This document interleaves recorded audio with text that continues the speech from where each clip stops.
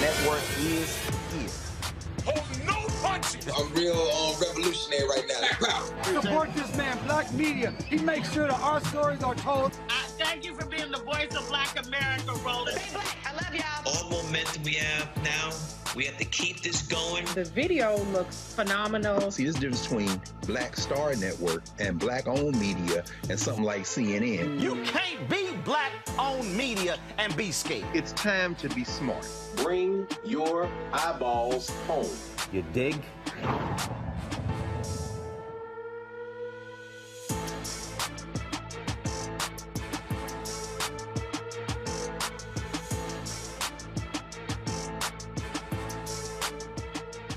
Today is Wednesday, August 10th, 2022. Coming up on Roland Martin Unfiltered, streaming live on the Black Star Network.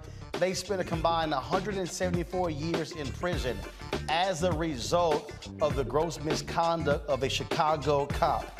As a result, the convictions of 7 individuals have been overturned. We'll be joined by Cook County State's Attorney Kim Foxx, folks, to talk about this case and why she overturned those convictions. 8 Minneapolis corrections officers of color, they have won a judgment of $1.5 million when they were removed for being able to protect Derek Chauvin when he went in prison. Oh, so remove the black folks and the others, and only have white corrections officers around Derek Chauvin. Yeah, now it's costing them $1.5 million. Republicans, folks, are running this fall on illegal maps in 4 states, disenfranchising black voters. We'll talk with the Brennan Center about that. And Donald Trump, he once said that only mobsters plead the Fifth Amendment when testifying. Well, today, when he sat across from New York Attorney General Letitia James, he pled the Fifth for 4 consecutive hours. Sounds like you guilty. Sesame Place has put in a diversity, equity, and inclusion plan after they have been criticized for ignoring black customers. Also, she was accused of stalking Darius Cooks. Well, my guest, you had on the show before, won and beat him in court. We'll tell you about the update in that particular case. People are still talking on social media. And today's Tech Talk segment, folks, we'll show you an app that can help you determine your hair type, the best products to use on your natural hair. It is time to bring the funk on Roland Martin Unfiltered, the Black Star Network. Let's go. He's got it. Whatever the miss, he's on it. Whatever it is, he's got the scoop, the fact, the find. And when it breaks, he's right on time and it's rolling. Best believe he's knowing. Putting it down from sports to news to politics. With entertainment just for kicks, he's rolling. It's on go, roll, roll, y'all. It's Roland Martin, yeah. Rolling with Roland now. He's funk, he's fresh, he's real, the best, you know he's Roland Martin now.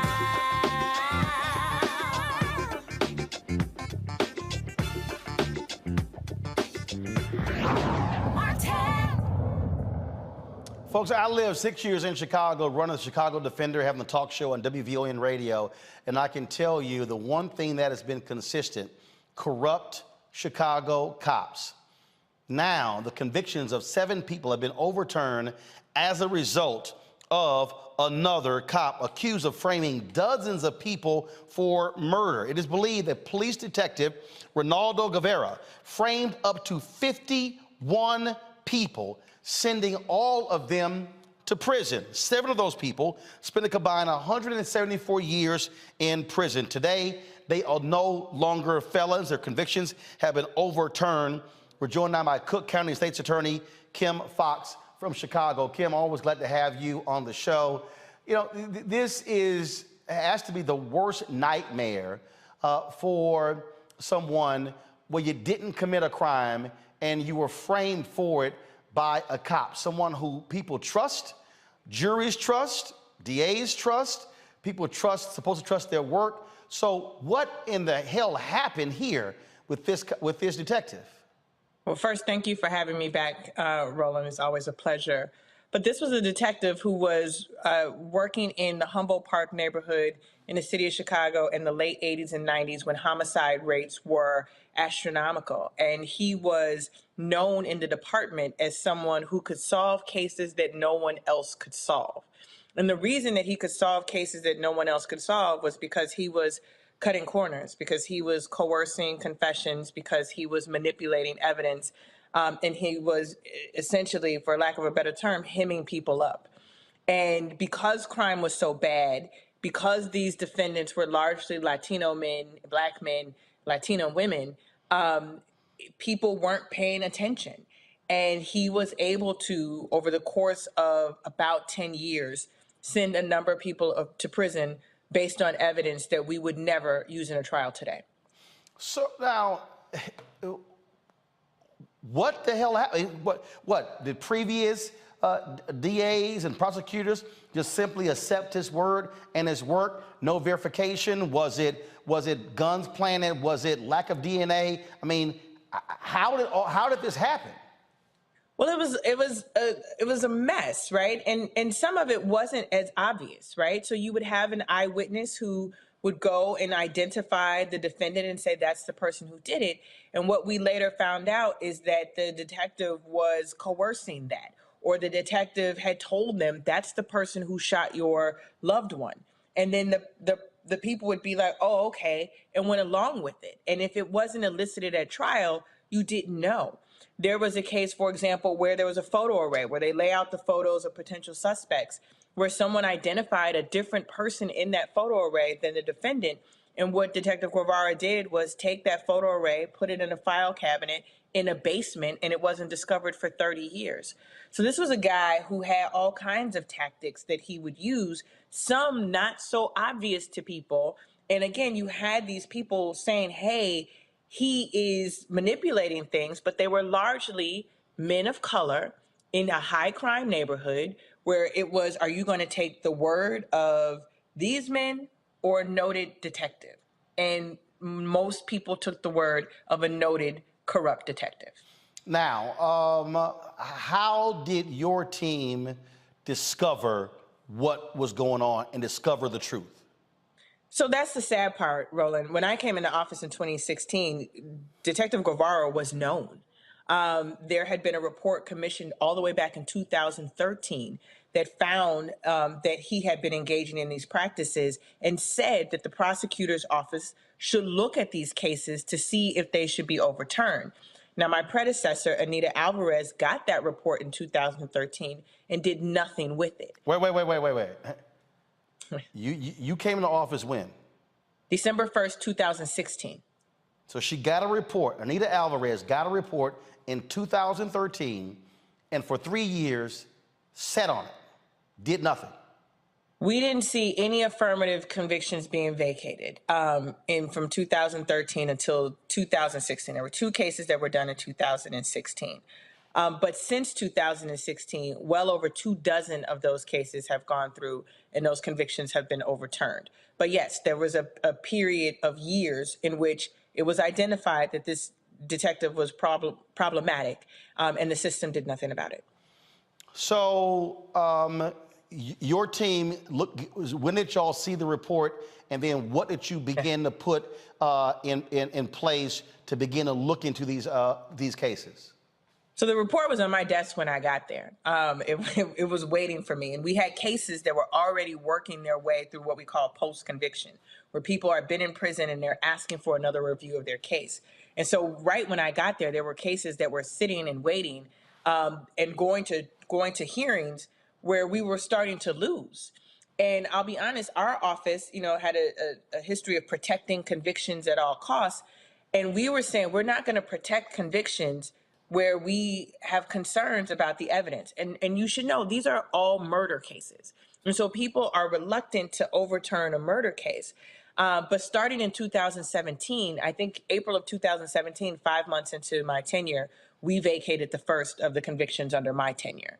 And like I said, since then, through both the courts and through my office saying we are no longer standing by these cases, well over 24 cases have been overturned. Yesterday was the first ever what we would call mass vacating of convictions in one day, 7 murder convictions thrown out, never in the history of Cook County, Wow. and I don't in the history of the country. So how many total, so he's accused of framing up to 51 people.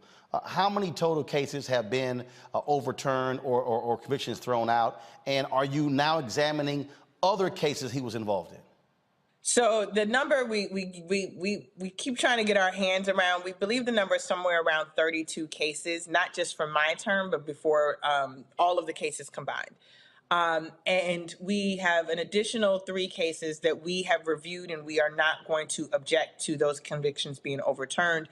And we have said, and we said in 2019, we did a call out for others who may have not had their cases come to us to bring those cases to us. So we anticipate that there will be more cases coming, but all told, we estimate about 35 of those convictions will be thrown out. Now, what happened to this cop? This cop is collecting 2 pensions, a Chicago Police Department pension and a Chicago Park District pension, and is living in San Antonio. And the unfortunate reality is, much like with, John Burge, who people might not remember as a commander here in Chicago who tortured Black men on the south side of Chicago to get them to confess to crimes, and was never prosecuted for the torture he inflicted. He ultimately went to jail for lying at a deposition because of the statute of limitations, which is the amount of time we could take someone to trial. With Detective Guevara, most of his perjury that he committed in these cases, a lot of these acts that he did happened in the mid-90s, which meant that the statute of limitations for prosecuting him for those acts have passed. But we are looking to see, he has been called in depositions. He has pled the Fifth repeatedly. To your point that you made in your introduction, he will not answer questions about his work. And so we have to look and see if under oath he has given testimony within the last several years for potential perjury charges. So you're telling me a Chicago cop frames nearly 3 dozen people or even higher. Yeah. These people spend years in prison and he's chilling. He's collecting thousands upon thousands of dollars in taxpayer funds, and he's good. And the other part of that, and the taxpayer is paying these men and women for what he inflicted upon them. Already there have been tens of millions of dollars that have been spent compensating the men and women who were victimized by his actions for their wrongful convictions. And so, yes, while he collects a pension, Chicago taxpayers are paying out of pocket to settle these lawsuits against those who have gone to prison based on evidence from him. Are there any state officials who are proposing a change in law to where you get rid of the statute of limitations for police officers? Because again, I remember that other story, the heinous actions he was involved in. And look, we've seen, other Chicago police officers, and let's be honest, the police union, they're not friends of yours. They don't like progressive DAs because they protect cops like this one here. Yeah, it's been really hard to get movement legislatively around expanding statute of limitations for misconduct. And so we have not seen that at all. I think there is an appetite from the taxpayer. When this news hit yesterday, not a single reporter was surprised. If you've been following Detective Guevara for years, no one was like, oh, how could this happen? There's been this casual acceptance of this terrible behavior, and this acceptance of paying out these payouts between Detective Guevara, Sergeant Watts, who was another Chicago police officer for whom we vacated over 200 convictions for shaking down residents of the IDB Wells public housing projects, and John Burge for torture. The city of Chicago, with others, have spent well over $500 million in the course of the last 10, 15 years on police misconduct cases. It is not financially sustainable for us to continue along this path. And the way that we hold police officers accountable is to make them actually accountable. If you have to pay out of your pocket, if you have to acquire insurance to do this work, if you are going to literally be held accountable by perhaps going to prison for your actions, you are less likely to engage in that. And we have not had a robust system of accountability for police misconduct here in Illinois. That is so unfortunate. And look, last point here that we have to deal with. This stuff like this is one of the reasons why residents in Chicago don't want to talk to cops, don't want to share information when it comes to wrongdoing. You mentioned the other, and look, we're talking white cops, Latino cops, black cops. So this ain't a white thing in Chicago, because the white cop, I believe, African American, you're talking about. And so shaking folks down, not trusting. This is precisely why there's a level of mistrust in Chicago and why you have, low rates of closing cases, because people can't trust who they're talking to. That's exactly right. People try to knock me. Why do you spend so much time going back on these cases? Because the neighborhoods most impacted by violence, Roland, have the least amount of trust in law enforcement. And it's not from some made up myth. It's because they know Sergeant Watts. It's because they know Reynaldo Guevara. It's because they know Burge. And so if I don't trust when I pick up the phone that I'm not going to get a corrupt cop, I'm just not going to pick up the phone. So this is righting the wrongs of the past, but it's also affirmative public safety measure to make sure that people can trust us, so when something harmful happens, they can call us. And so people try to separate public safety and justice reform. You cannot have public safety without meaningful justice reform, which is why I'm committed to doing this work while I'm here. And this is precisely why you were elected, you were re-elected. People trust you in doing so. And this is why we got to have more DAs like you, because they all too often, historically, you've had district attorneys who have refused to go back and look at cases. Craig Watkins did it in Texas. It's happened with other DAs. And you right the wrongs of the past as opposed to protecting individuals who have done wrong. And so, State's Attorney Kim Foxx, always a pleasure. And again, I'm glad to see the people there in Cook County re-elected you, because they want to see restorative justice, and it's needed. Thank you, Roland. Appreciate it. Bringing my panel right now, Robert Patillo, Executive Director, Rainbow Push Coalition Peachtree Street Project. Monique Presley, legal analyst, host of Make It Make Sense with Monique Presley. Dr. Jason Nichols, Senior Lecturer, African American Studies Department, University of Maryland, College Park. Robert, I'm going to start with you. You're there in Atlanta. We've seen the same thing where you've had DAs going back and looking at cases. And this is also an example, like I said to State's Attorney Kim Foxx, why people in neighborhoods where you have high crime, they just don't trust the police. You're exactly right. You can go back to a Malcolm X speech from about 60 years ago, where he says the neighborhoods that have the highest crime also have the highest levels of police presence. And that doesn't make sense. What ends up happening is people lose all trust in police. You have corruption, which runs rampant in these systems. You have absolutely no accountability. Police departments around the country and the fraternal orders of police have realized that they can shake down public officials by simply not policing, allowing crime to go up, and therefore negating any efforts at criminal justice reform or police reform, which may take place. Not to sound like a broken record, but this is one of the reasons we have to end the practice of qualified immunity for police officers. Instead of them collecting a pension and waiting for the statute of limitations to run out, they should be able to be sued in their individualized capacity by the families and by the individuals that they have wrongly jailed, and they should be paying these settlements to the families, not the city, not the taxpayers, for their own individualized torts that they have committed. This gives each individual officer an incentive that will force them to curtail their actions, because if you know you're going to lose your pension, lose your retirement, lose your home, lose your vacation home, lose your kids' college fund, lose your boating, your car, and everything else, well, then maybe you won't commit some of these literally crimes against humanity that have been committed by officers around the country. So it's time that we take this issue of police reform seriously. We have individualized DAs and state's attorneys around the country that are addressing it, whether it's Fonnie Willis Willis here in Atlanta. Marilyn Mosby was doing such in Baltimore, Kim Foxx, Letitia James, and others. But at the end of the day, we need to have legislative partners in state houses and the federal government around the country that are willing to give them the tools needed to bring bad cops to justice and to get some of these people who have been victims of this broken criminal justice system the type of relief that they deserve. You know, Monique, a lot of people, you hear these Republicans and conservatives attacking progressive DAs. You hear them talking about the George Soros-funded DAs.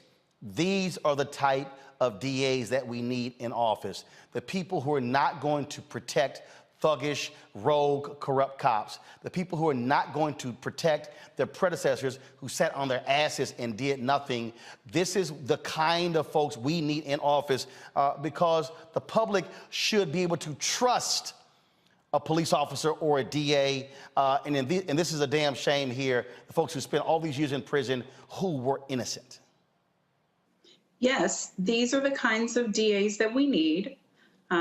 And the real shame to me is that in our own communities, they do not get the support that they deserve. That some of the most targeted attacks against these DAs that are running for office come from our own communities. And to the point of the Soros backing, if it's true, so what? That shouldn't be an attack, because it should be the case that our own communities, that our legacy organizations, that our Greek letter organizations, that our municipal and local organizations are all putting our weight behind DAs that we know are going to be tough on crime they're supposed to, but not be tough on people who have been improperly charged, who have been falsely convicted, and doing things like Kim Foxx has done and others regarding marijuana convictions and all those other things. We see the job that they're doing, but these attacks, frankly, come from within. There's no reason for people in power, white folks or whatever, to do anything, to lift a finger to attack those like the Kim Foxes of the world, the Marilyn Mosbys of the world, when within our own community and within our so-called progressive part of our community, we see the attacks from there that they have to answer. I mean, you look at the work that this woman is doing, look at the press that she got over the Smollett case. Look at the kangaroo court that was allowed to come up and second guess her decision making. All that she had to withstand. Now, thankfully, that didn't keep her from being reelected, but it could have, and it would have been on us. It would have totally and completely been on us. So I agree with everything that Robert said, except I do believe that he conflated the need for us to get rid of the immunity protections, but I am not in favor of getting rid of statute of limitations. I'm a defense lawyer at heart, and there is a reason why we have statutes of limitations, because it is harder and harder with time to get the evidence that is necessary to charge a case properly and to convict properly, and prosecutors have a huge weight of discretion, and they can go in there if they want to and get a grand jury to convict a piece of pizza. And so I want there to be protections in place such that you cannot wait 20, 30, 40 years to bring charges. And it can't be on a case-by-case basis where, oh, in this case it's lock solid, we've got DNA, and oh, in this case we don't have that. We have one blind witness who thinks maybe they saw it in an alley. No, there have to be some regulations there, because who will pay the penalty the most if we don't? Not these cops. It'll be our community. The thing here, Jason, for me, police officers, I'm sorry, there's a higher bar.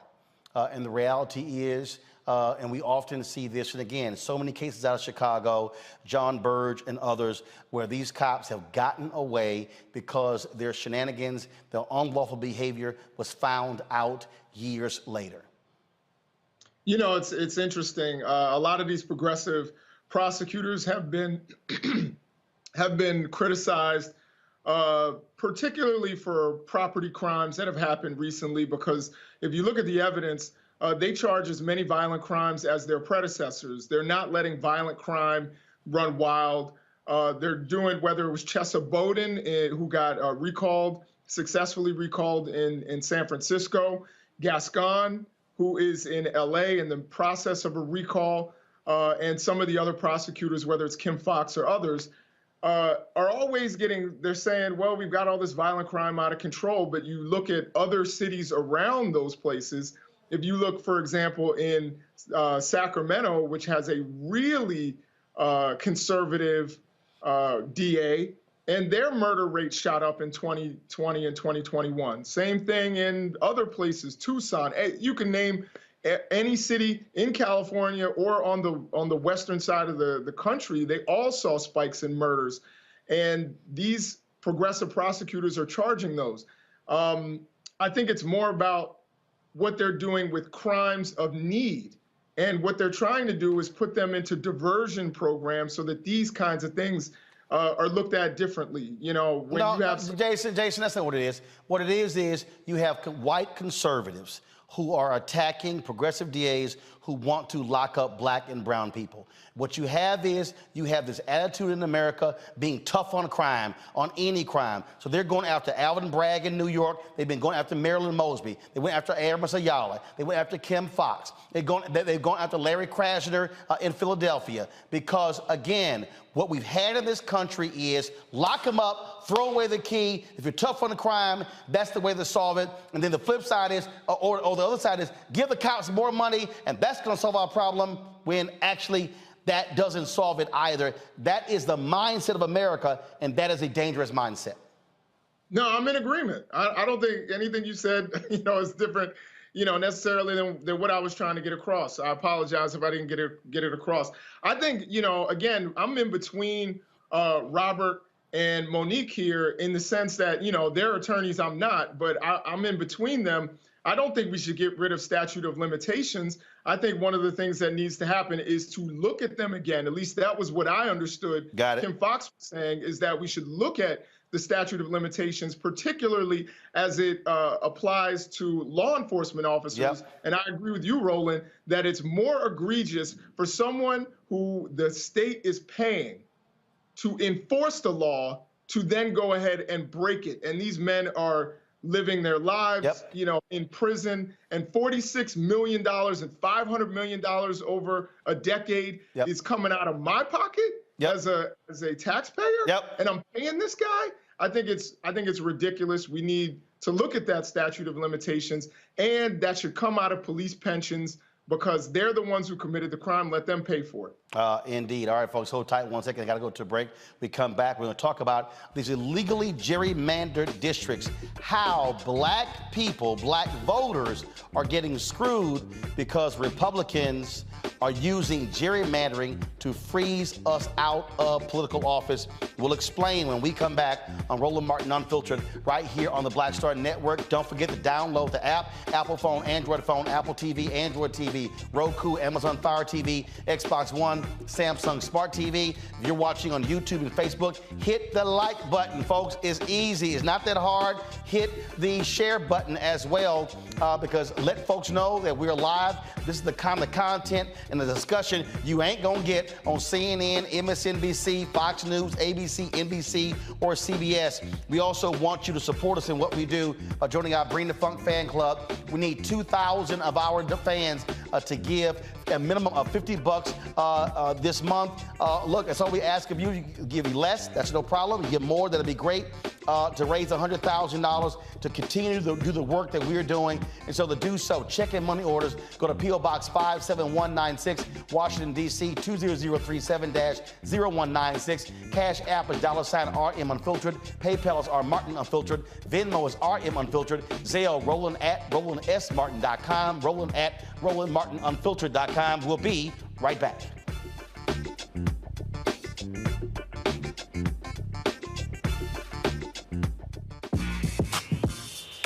When we invest in ourselves, our glow, our vision, our vibe, we all shine. Together, we are black beyond measure. On the next Get Wealthy with me, Deborah Owens, America's Wealth Coach, you see the headlines. All frightening, right? Interest rates are going up. The recession is on the way. The stock market is up and down. But you know what they say. Scared money don't make money. That's why I'm excited on our next Get Wealthy to have a conversation with someone who has written a new book, Fearless Finances, and she's going to share exactly what you need to do to secure your bag regardless of the ups and downs of the economy or the stock market. Oftentimes you can start with as little as $5. That's right here, only on Get Wealthy on Black Star Network. When we invest in ourselves, we all shine. Together, we are Black beyond measure. Next on the Black Table with me, Greg Carr. Succession. We're hearing that word pop up a lot these days as our country continues to fracture and divide. But did you know that that idea, essentially a breaking up of the USA, has been part of the public debate since long before and long after the Civil War, right up to today? On our next show, you'll meet Richard Crichton, the author of this book, who says breaking up this great experiment called America might not be such a bad thing. That's on the next Black Table, right here on the Black Star Network. What's going on? This is Tobias Trevelyan. Hey, I'm Amber Stevens-West. Yo, what up, y'all? This is Jay Ellis, and you're watching Roland Martin Unfiltered.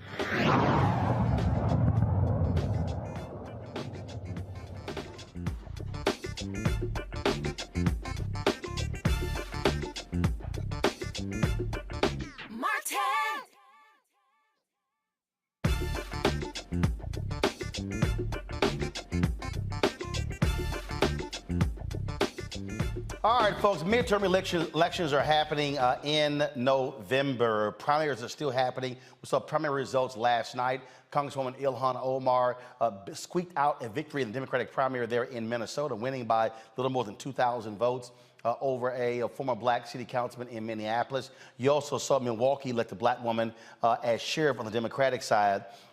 We should be having 2 more black members of Congress in November in Alabama and Louisiana, but federal courts have stopped those from going forward. In fact, federal judges ruled that there was racial discrimination in the drawing of those districts by Republicans in those states. In fact, you have Republicans right now with 4 illegal maps: Alabama, Ohio, Georgia, and Louisiana.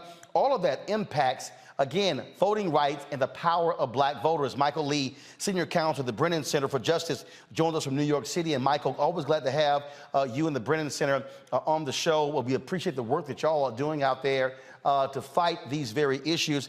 We literally are talking about the disenfranchisement of black voters all across the country, but definitely in these southern states. Yeah, absolutely. You know, the population of the black population of the U.S. grew by 2.3 million people last decade, and 2/3 of that growth was in the South. And yet, when new maps were drawn, there really were no new opportunities for black voters created. And in fact, in states like Georgia, you actually go backwards. Lucy McBath's seat essentially gets eliminated, and she's forced to run next door to in a different district. And as you mentioned, in Alabama, Georgia, Louisiana, there were lawsuits that seeking to create additional black opportunity districts. In Louisiana, in Alabama and Georgia, all 3 states, courts said that, you know, there needed to be additional districts, but all of that has been put on hold while the Supreme Court takes up these cases. And as a result, black voters will not see any improvement in the 2022 midterms, despite the rapid black growth in the South. Well, and the crazy part is the federal judge in Louisiana ruled that was enough time to redraw because their primary actually isn't until Election Day in November. They have a jungle primary. And so there was more than enough time. And what Republicans did was they waited, Michael. They waited in a lot of these states to the last second to pass the maps so the court could say, sorry, not enough time to actually redraw them. In Louisiana, it was way more than enough time, but they still stopped the clock. Yeah, absolutely. I mean, it's remarkable. And you know, you mentioned Ohio. Ohio similarly the state Supreme Court struck down the map. The Ohio Redistricting Commission reenacted a very discriminatory map, in this case, politically discriminatory map. And there just wasn't enough time to bring new challenges to that because of the way that it works in Ohio. As a court can strike down a map, it can't put in place its own map. It's really sort of a handicapped reform, but you're absolutely right. There absolutely was enough time. Even in Alabama, there was plenty of time to redraw the map for a primary. You might have to move the primary date a little bit, but there's plenty of time to redraw the map, and yet courts have put a hold on this. And it really is remarkable because none of these rulings, especially in the South, was very controversial. The law in this area is very clear. In Alabama, the 3-judge panel that struck down the map included 2 Trump appointees, so hardly a radical panel at all. And they issued a 200-plus page opinion that said, hey, Alabama needs to have 2 black districts out of the 7, which would be roughly proportional to the black population of Alabama. And yet, despite the fact that they, these 2 Trump appointees said that you need to create a second black district, and you did so unanimously, right? This 3-judge panel did so unanimously. All 3 of the appointees are Republican appointees. The Supreme Court stepped in and put a hold on this. And as a result, they're not only will black voters not have a new district in Alabama this cycle, it's potentially possible that the Supreme Court will gut what remains of the Voting Rights Act because there's just too much attention being paid to race and, giving black voters just a little bit more of a seat at the table. Not a whole lot more, just a little bit more of a seat at the table seems to be too much for some people. And the problem that we have here is this Supreme Court absolutely, with now 6 hardcore conservatives on the court and the so-called, moderate to conservative voices, Justice John Roberts, who was the one who gutted the Voting Rights Act, Section 4 in Shelby v. Holder, somehow believing, oh, everything is now great, no need to have oversight. And of course, Clarence Thomas don't give a damn about black people. He's been wanting to get rid of the Voting Rights Act from day one. Yeah, I think that, I think this is a very scary time because, this is a court that in a lot of ways that, it bears mentioning that the court is going to hear the Alabama case on October 4th. On October 31st, it's going to hear affirmative action cases out of Harvard and the University of North Carolina. So there's going to be a lot of race on the table. And I think for a lot of the justices, or at least the concern is that for a lot of the justices, they seem to believe that we're in a post-racial world where we really don't need to think about race that much. And that's a very scary place to be because, as I said, black voters are underrepresented in the South. They're really, black voters are punching below their weight because of the way that these maps are purposely designed to break up black communities and to disadvantage black voters. And yet, the courts seem to not really care. And that's a very disturbing place for us to be in 60 years after passage of the Voting Rights Act. And Michael, and the last point here, the Supreme Court has already said, oh, we can't rule on political gerrymandering, leave it up to the states. Well, if you've already politically gerrymandered the state districts, then guess what? They then control the legislature and control the state Supreme Court, so you're screwed. And so really the only thing left to combat gerrymandering really is race. They were effective in North Carolina when they got that struck down because of racial gerrymandering. And so that's what we are facing. But unfortunately, this Supreme Court doesn't even give a damn about that. And so what then does the future look like? Are we going to be stuck with black folks, Latinos packed into districts in order to ensure white conservative lawmakers remain in power? I think that's a real concern because, the reason all of this, of course, is going on is the South is changing, right? People of color are increasingly effective in winning elections. Georgia is a prime example of that. And last year in the Senate races and also the presidential race, and so black voters and Latino voters are becoming increasingly powerful, and that scares the people, because it challenges the status quo. And I think you're seeing that. Unfortunately, the court has really messed up the jurisprudence. You mentioned the partisan gerrymandering, really like green-lighted partisan gerrymandering, but now what you're seeing in the South is people defending racially discriminatory maps on the basis that, oh, well, we were just discriminating against Democrats. And lo and behold, they happen to be black and Latino, but we weren't discriminating against them because of their race. We were discriminating against them because they're Democrats. And you, the Supreme Court, have said that that's okay. And that is like a bad place to be if the Supreme Court and courts are not willing to closely delve into and try to parse out the difference between race and politics. If they just are very superficial, and states may get away with a lot of pretextual justifications, and it may turn out that the decision greenlighting partisan gerrymandering really greenlighted a lot of racial discrimination as well. Indeed. Michael Lee with the Brennan Center. We surely appreciate it. Thanks a lot. Yeah, thank you for having me. Indeed. Jason, I want to start with you. It's amazing when I hear these people say, oh, Roland, you're always talking about voting. Voting not going to solve anything. So I'm always trying to connect the dots. I believe you got to walk folk through the facts and connect the dots. Folks, this is real simple. If you don't vote, if we also as black people don't maximize our vote, then we are guaranteeing what Michael just talked about. We're guaranteeing the Republicans will be able to keep controlling state legislatures with supermajorities. And not just the state legislature, governor's mansion. Not just governor's mansions, county commissioners. Not just county commissioners, city councils, school boards, the people who control the curriculum, the State Board of Education, all state offices. And so the reason I am so adamant about black people voting is we maximize our numbers. And if white voters stay here, and we go here, then all of a sudden we're over-indexing, and then we're greatly impacting these races. We have seen when black people turn out in record numbers. The reason Obama won North Carolina in 2008, he won by 14,100 votes because black people were voting like crazy in various cities and towns. And what I keep arguing, Jason, stop waiting for a black savior to be on the ballot.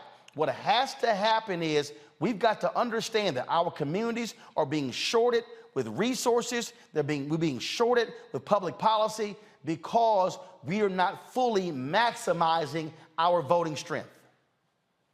Yeah, I have some close friends of mine and who are very active in the community, and they oftentimes, we debate, and they often say, oh, well, I'm not going to vote. Voting doesn't really make a difference. And my response is, if voting didn't make a difference, they wouldn't put so many obstacles in the way of black people voting.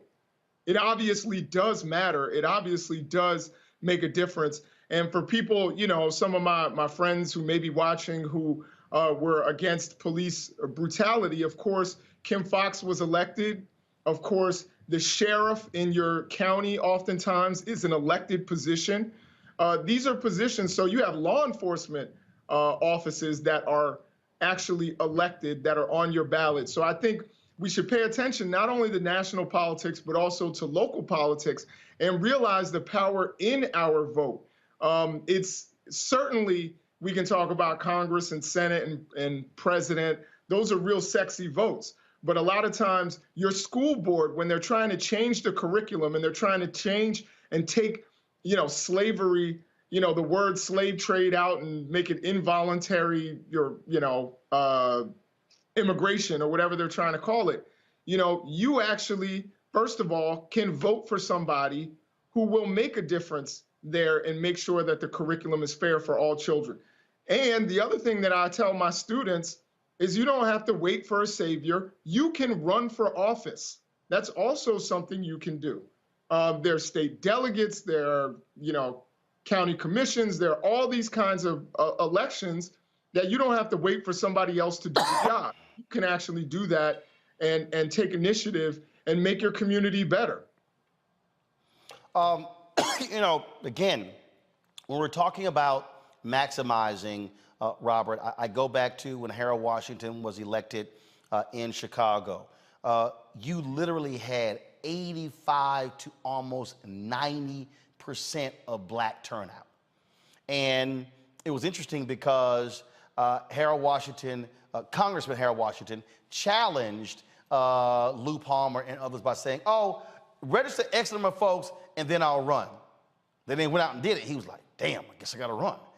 And so then he wins the Democratic primary, and all these white folks in Chicago didn't want to see a black mayor, and they voted for the Republican, and he barely won in the primary.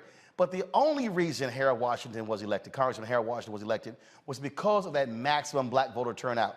You've heard me talk about what happened in Florida. If you had maximum turnout, Broward and Miami-Dade County, Andrew Gillum would have been would have been governor. He lost by 30,000 votes. If you saw maximum turnout in Georgia, Stacey Abrams would have been elected, even with the shenanigans of then Secretary of State Brian Kemp. We have seen the examples of this. Now, it requires, Robert, it requires candidates to be speaking to black voters, black women and black men. It requires them having an agenda. But what I want our people to do is to stop being some folks stuck on stupid and sitting on the sidelines and then complaining about, we don't have this, we don't have that, we don't have this. You can't get anything you want unless it comes through public policy, which means you got to have the policy makers representing and presenting the public policy.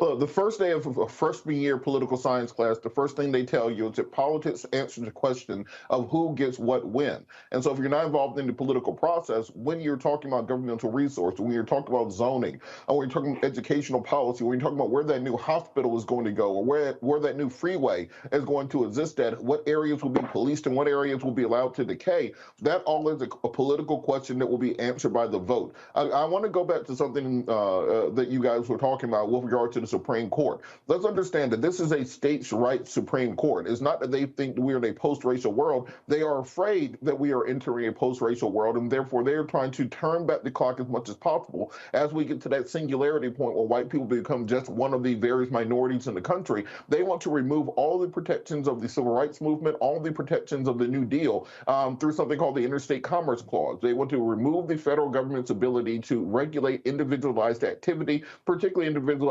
discrimination, and then on the other hand, remove any programs that exist and any policies that exist would seek to even the playing field for minorities. This is going to happen. This is not fear-mongering. This is not a guess. All they need is a case in controversy to be on the Supreme Court docket for them to overturn this. Therefore, we have to be prepared for that moment. We have to be prepared for the new paradigm that we are entering into. And right now, I think we are woefully behind because we need to be putting together the apparatus to attack things on the state and local level instead of focusing on the federal government, because the battle for the next decade of American history will happen at the state and local level, and that's going to involve record numbers of voter registration, record numbers of get out the vote campaigns, because if you're looking at a state like Georgia, where it's 35% African Americans, 20% Latino, 15%, around 10 to 15% Asian American, 52% women, that state should be a solidly blue state. Why does it vote red? Why is it all of these statewide elected officials are Republicans? Because of voter suppression, because of a lack of organization on the statewide level. We need to prepare for that and know that this is the battle that is coming. We often get blindsided by things that are very, very obviously down the pipeline, and that's what we need to be preparing for now. Well, Monique, there are people like Black Voters Matter. They understand this. They've been articulating this, not just focusing on congressional federal races, but also those critical statewide and local races. Absolutely. And all politics are local. You know, we say that because it is true.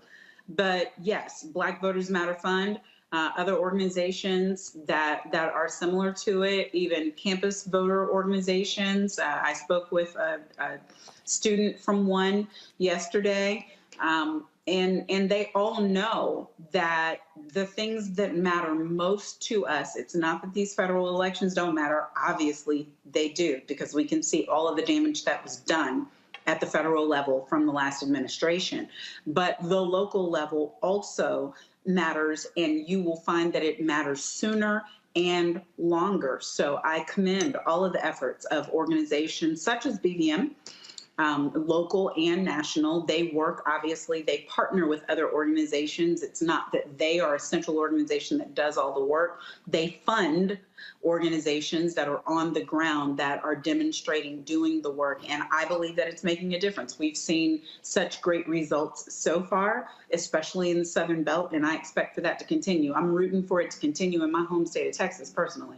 All right, hold tight 1 second. When we come back, folks, we're going to talk with a woman who's been in a legal battle with social media cook Darius Cooks.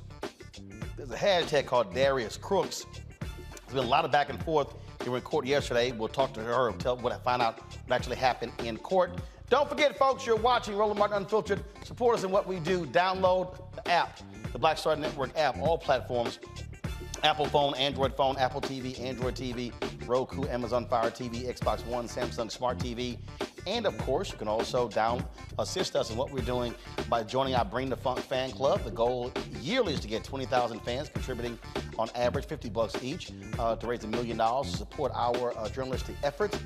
You can assist us right now by, again, joining us. Goal to get 2,000 folks this month alone. P.O. Box 57196, Washington, D.C. 20037-0196. Cash App, $RM Unfiltered. PayPal is R Martin Unfiltered. Venmo is RM Unfiltered. Zelle is Roland at RolandSMartin.com. Roland at RolandMartinUnfiltered.com. We'll be right back.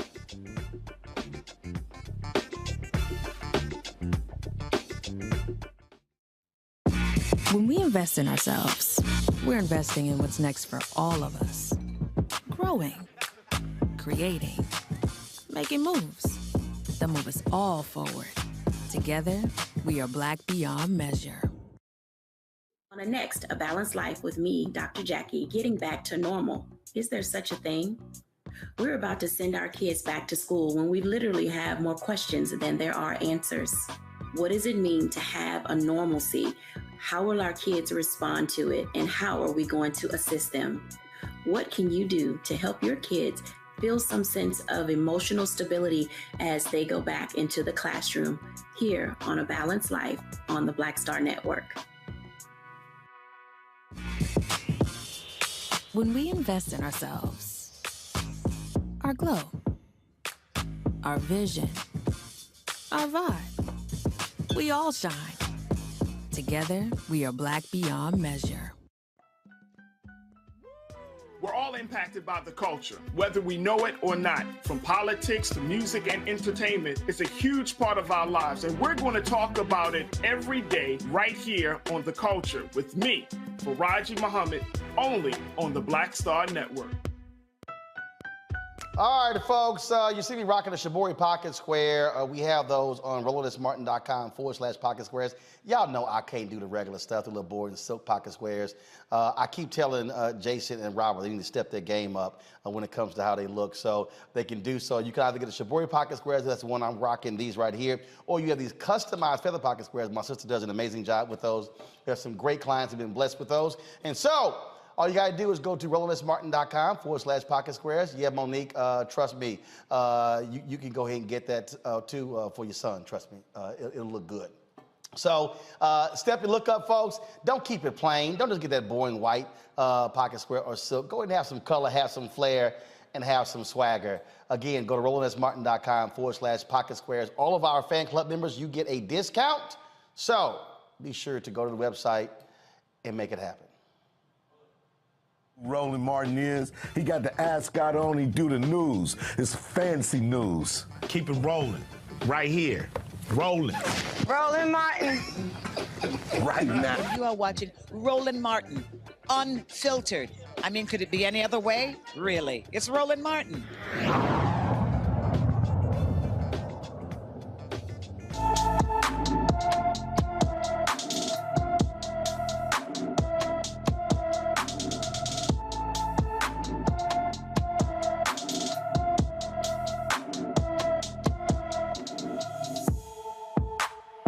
Folks, Nina Liscum has been missing for quite some time. Folks, the Coweta County, Georgia Sheriff deputies are searching for her. She's 82 years old. She has early-stage Alzheimer's disease. Ms. Liscum went missing Tuesday between 1 a.m.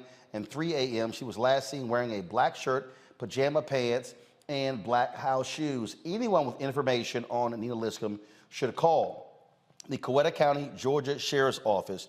The number, folks, is 770-254-3911, 770-254-3911. All right, folks. So we told you about this story that has been talked about on social media. All this back and forth between people who have purchased goods and services and with Chef Darius Cooks. Well, then he had this legal drama. So he got a temporary restraining order, or tried to get one against someone who he said was targeting him, was stalking him. And so they've gone back and forth with court delays this month. Well, they actually had a court hearing just the other day, and he lost. My next guest was the one who's been going back and forth in court with him. She joins us right now to let us know exactly what took place. Mel Ford, how you doing? I'm doing great, Roland. Thanks for having me. All right, so y'all had this legal battle, this back and forth. He's been, we talked about it before, where you know y'all had you were supporting him previously, but then he was highly critical of you, highly critical of some things that you said about him, and now all of a sudden, I've lost you, Roland. No, we're still here. We have you. We have you, and I see you. We have you. Okay, go ahead. Okay. Sorry. So what actually happened in court where he accused you of stalking? Well, in short, he lost. He could not prove by any preponderance of the evidence. And it was a frivolous case in the beginning, but in short, he lost. And Darius Williams did appear in court. And so one of the things that happened there in court, where video was also shown, your attorneys, his attorneys were there, and so there were statements that were made in court where video contradicted what he actually said happened. Absolutely. This has been an ongoing situation with Darius. He has a habit of saying things that aren't true. He continues to this very day. After losing, he went on one format, YouTube, I believe, a 2-hour rant, waving papers, showing his laptop, playing police video cam, frothing at the mouth, about everything that he had tried to present in court and presented in court that didn't help him. I've always said, Roland, one of the things that's really disturbing about the situation is you have someone who seemingly had some talent, but this gentleman has taken, and I use that term very loosely, a snippet of facts sometimes, and he distorts it, and we have a community of people who are followers because of a macaroni and cheese recipe or a funny video. And he says all these destructive things, and it's really a shame, and it's really harmful, and he continues to do so. One of the reasons why you have continued battling this, because you said this is about clearing your name as a result of what has been said about you and how you and your husband are now seen on social media as a result. Absolutely. It's been really, really challenging. Without repeating a lot of the disgusting things that he has said, he just continues to go after me, go after my husband. But again, he has a habit of going after anyone that presents facts and that refutes his bad behavior. And these things are his own fault. We are still waiting. And if you recall last time, this started back in 2016. This man, because I said, listen, I see your behavior. I don't want to have anything to do with you and your book club, and said it nicely and privately. He went online and told people that he had dismissed me from the book club as a result of finding out and tracing my IP address and determined that I was the one who was sending him hate mail and death threats via email. Now, we've not seen any of that, and you won't see it because it never happened. What he does continue to do is to play a 2016 voicemail message from me in which I say, good morning, and I ask him, I don't know why you can't be mature, why are you doing this, and said what I had to say, and then got annoyed, and then I think I used an expletive maybe once, perhaps twice. But he thinks that clears him. It doesn't. It's beyond me and beyond comprehension for me why he tends to do the things that he does. And I've got to wrap my brain around. I probably never will understand, because it is a fool that tries to rationalize irrational behavior. And this man is irrational. I truly believe he is deeply disturbed. He presents normal, but, you know, and this may be a stretch, but so did Jeffrey Dahmer. I mean, people thought Jeffrey was just quiet and working at the candy factory, and little did anybody know Jeffrey was at home eating people. I know that's a lot, but I feel similar to Darius Williams, Darius Cooks.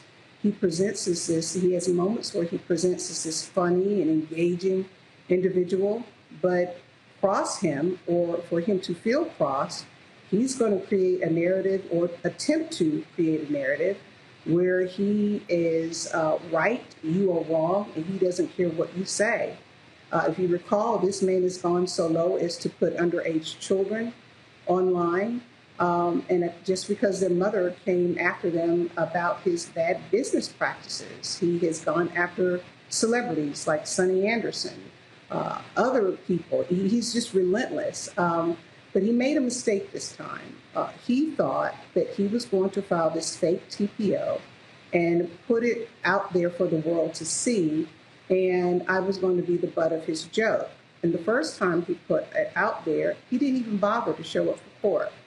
My attorney and I said, no, we don't want to dismiss. We do not, because he had also given a Texas address. And so that was one of the things that the judge was, considering.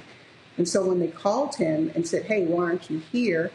He attempted to blame the court. And so another date was set. And then, the date has been moved so many times because of some things that could not be helped, but one in particular, because of a lie that he told. He claimed that he had to work. He didn't work on the particular court date. But nevertheless, the good thing about it, and I appreciate you allowing me to be rather long-winded, but the good thing is that, we prevailed yesterday. All the facts were laid out, and there were 4 components of the TPO that the judge considered. He lost on all 4. So is this the end of this legal battle? Are you looking at pursuing anything else against Darius Williams? A good poker player never tips their hand. I will say, what I prefer to do is to live my life and go on about my business and enjoy my good life and put these kind of things behind me. Unfortunately, I continue to tell you that I'm dealing with a very ill individual. He, even today and yesterday, after his loss, again, he went on one platform, this extremely long rant. You have his followers that say things like, well, let me know where she is. I'll take care of her. I've seen followers say she needs 2 in the head. I've seen followers say, well, because he's put our address out there. He's put a link to my husband's job, my husband's full name. He continues to dox my email address. I think one of your guests that are here this evening has had a rough encounter or uncomfortable encounter with Darius. This is just who he is. And so while I want to say, yes, this should be the end of it and go on about my business, it is not a comfortable situation when you have someone put a link to your husband's job and you see your husband's face, and then it's him saying the vile things that he does that I really have a problem with repeating because they're pretty disgusting. But that's what he does. And unfortunately, it's tricky. He has First Amendment rights. And so there's due process that one would have to go through. And when you're doing defamation and things like that, you have to be able to prove, what are your losses? And it's a challenge. I've been blessed enough to couple with Senator Sonia Halpern here, who we're hoping to get legislation in January to add doxing and making it illegal in Georgia, because this is crazy. There's no good reason for anyone to publish your address. I don't care if it is public record, but there's no reason for someone to go seek that information out and publish your phone number, social security number, address, place of employment with malicious intent. He's only doing it because he fires up his fan base to allow them. And that's the really sad part about it, Roland. You have individuals who are sitting behind a keyboard, and primarily his demographic is a certain age of Black women, our own community, who sit behind a keyboard and they don't know me. who are willing to type things like, she needs 2 in the head. He made up over the July 4th weekend that my husband had left me. It's a total lie. And one woman typed, I prayed and God fixed it.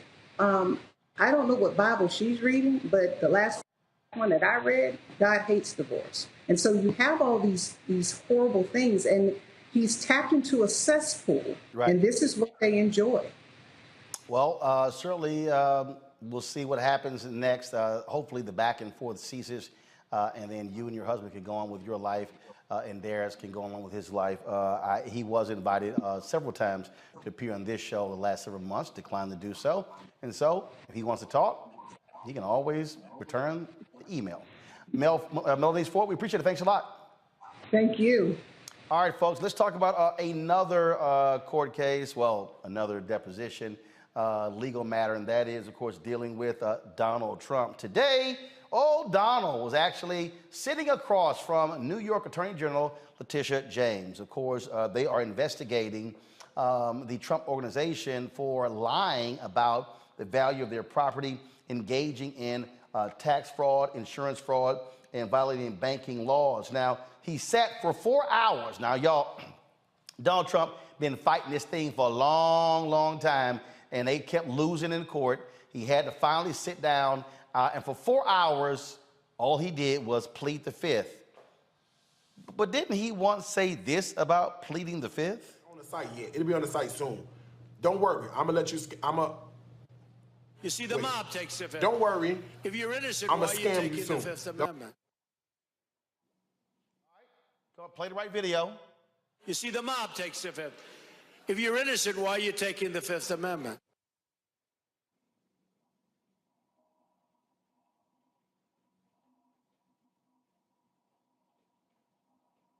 You see, the mob takes the fifth. If you're innocent, why are you taking the Fifth Amendment? That's a good question, Donald. If you're innocent, why in the hell did you plead for the fifth for 4 hours? Tish James showed up for this deposition, Monique, and sat across from him the entire time. You know they had to pain him to have to look at a black woman for 4 hours who's been breathing down his neck, who he's been trashing left and right. And so if you're innocent, why you plead the fifth? It's his right, but she's not giving up on trying to get to the bottom of the Trump organization. Monique? Right. So there's plenty of reasons why, if you're innocent, you would still plead the fifth. He was ignorant when he made the statement. He wasn't ignorant today when he followed his lawyer's advice and asserted his Fifth Amendment rights against self-incrimination. You have to be very specific about that, though. So it would have to be true that there is an investigation afoot, or a very real chance that you could be exposed to criminal sanctions or criminal liabilities if you answer the questions. So there will be an adverse inference against him. That's the way the law works. If this moves forward and it goes to trial, then the fact that he refused to answer will, his right to remain silent will, in a civil case, be used against him. But I'm sure he did the only thing that he could do, not just because of the precarious nature of the questions that he was being asked, but because his lawyers know that he loves a lie. He lies like he breathes. And so him asserting his Fifth Amendment rights meant he doesn't get to answer a question, which means he doesn't add perjury to the potential charges that could be filed against him. So all in all, whatever lawyers he found for this, they did the best they could by him, and I am certain that that bison, Tish James, will keep going. Robert. You know, I find it interesting, particularly in this case, because if you look at the last 2 weeks for Donald Trump, it reads like something out of a Shonda Rhimes show. You know, a couple weeks ago, your ex-wife falls down the stairs, you bury her on your golf course. Then after that, your house in Florida gets raided by the FBI. Then a couple of days later, you're sitting down for a deposition in New York for your other criminal case. At the same time, your other criminal case in Georgia, there's subpoenas being issued for Rudy Giuliani, your former lawyer, and for Lindsey Lindsey Graham. You can't make this kind of stuff up. I think that's why you don't have shows like Scandal and House of Cards on TV anymore, because reality has become far more absurd than anything that a writer could put into one of them. I think that Donald Trump, the reason he took the fifth is because he had to take the fifth.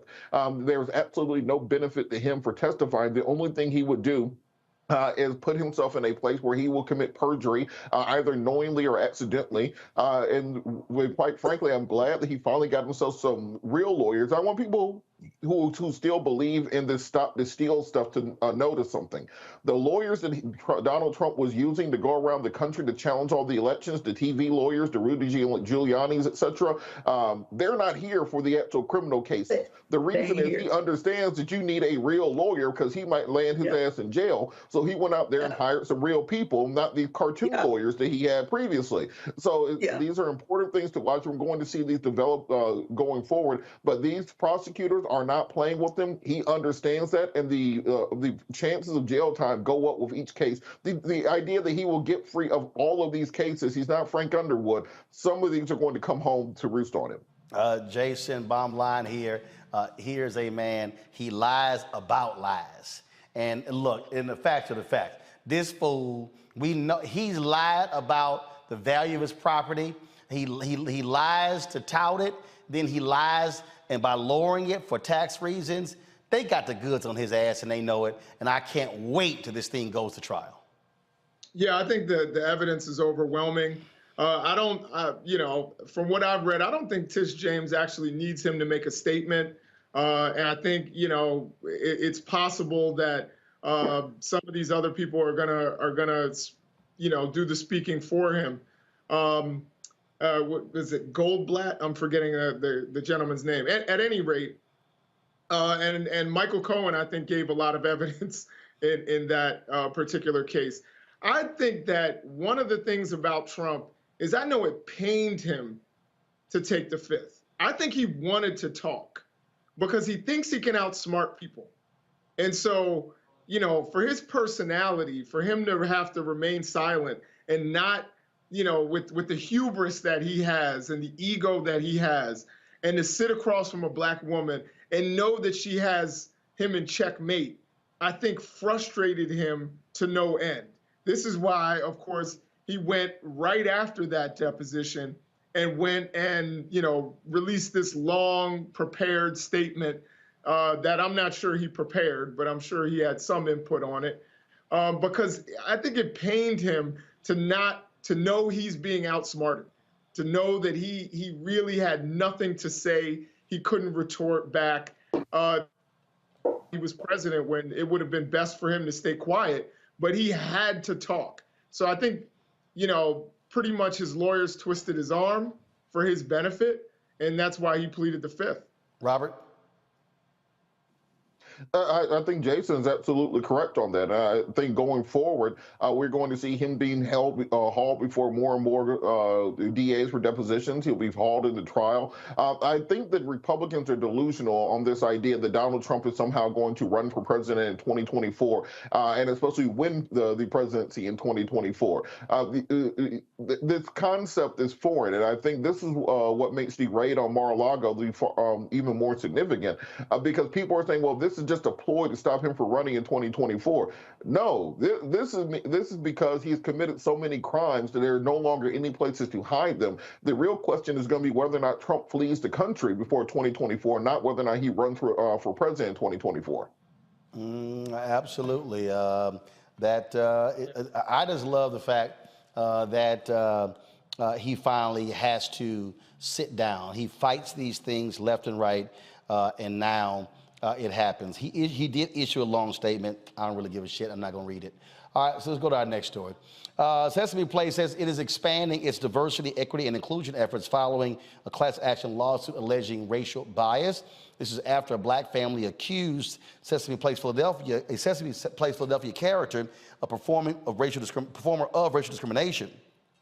The family says employees dressed as Sesame Street characters only interacted with white visitors during a meet and greet event. By the end of September, all Sesame Place employees will undergo training and education programs led by national experts. Sesame Place, the parent company, is SeaWorld Parks and Entertainment. They did release a following statement laying out terms of their initiatives and what it is they are trying to do, and said the racial equity assessment will include a review of policies, processes, and practices that impact guests, employees, suppliers, and the community to identify opportunities for improvement. This is what we call, Robert, quickly try to save your ass.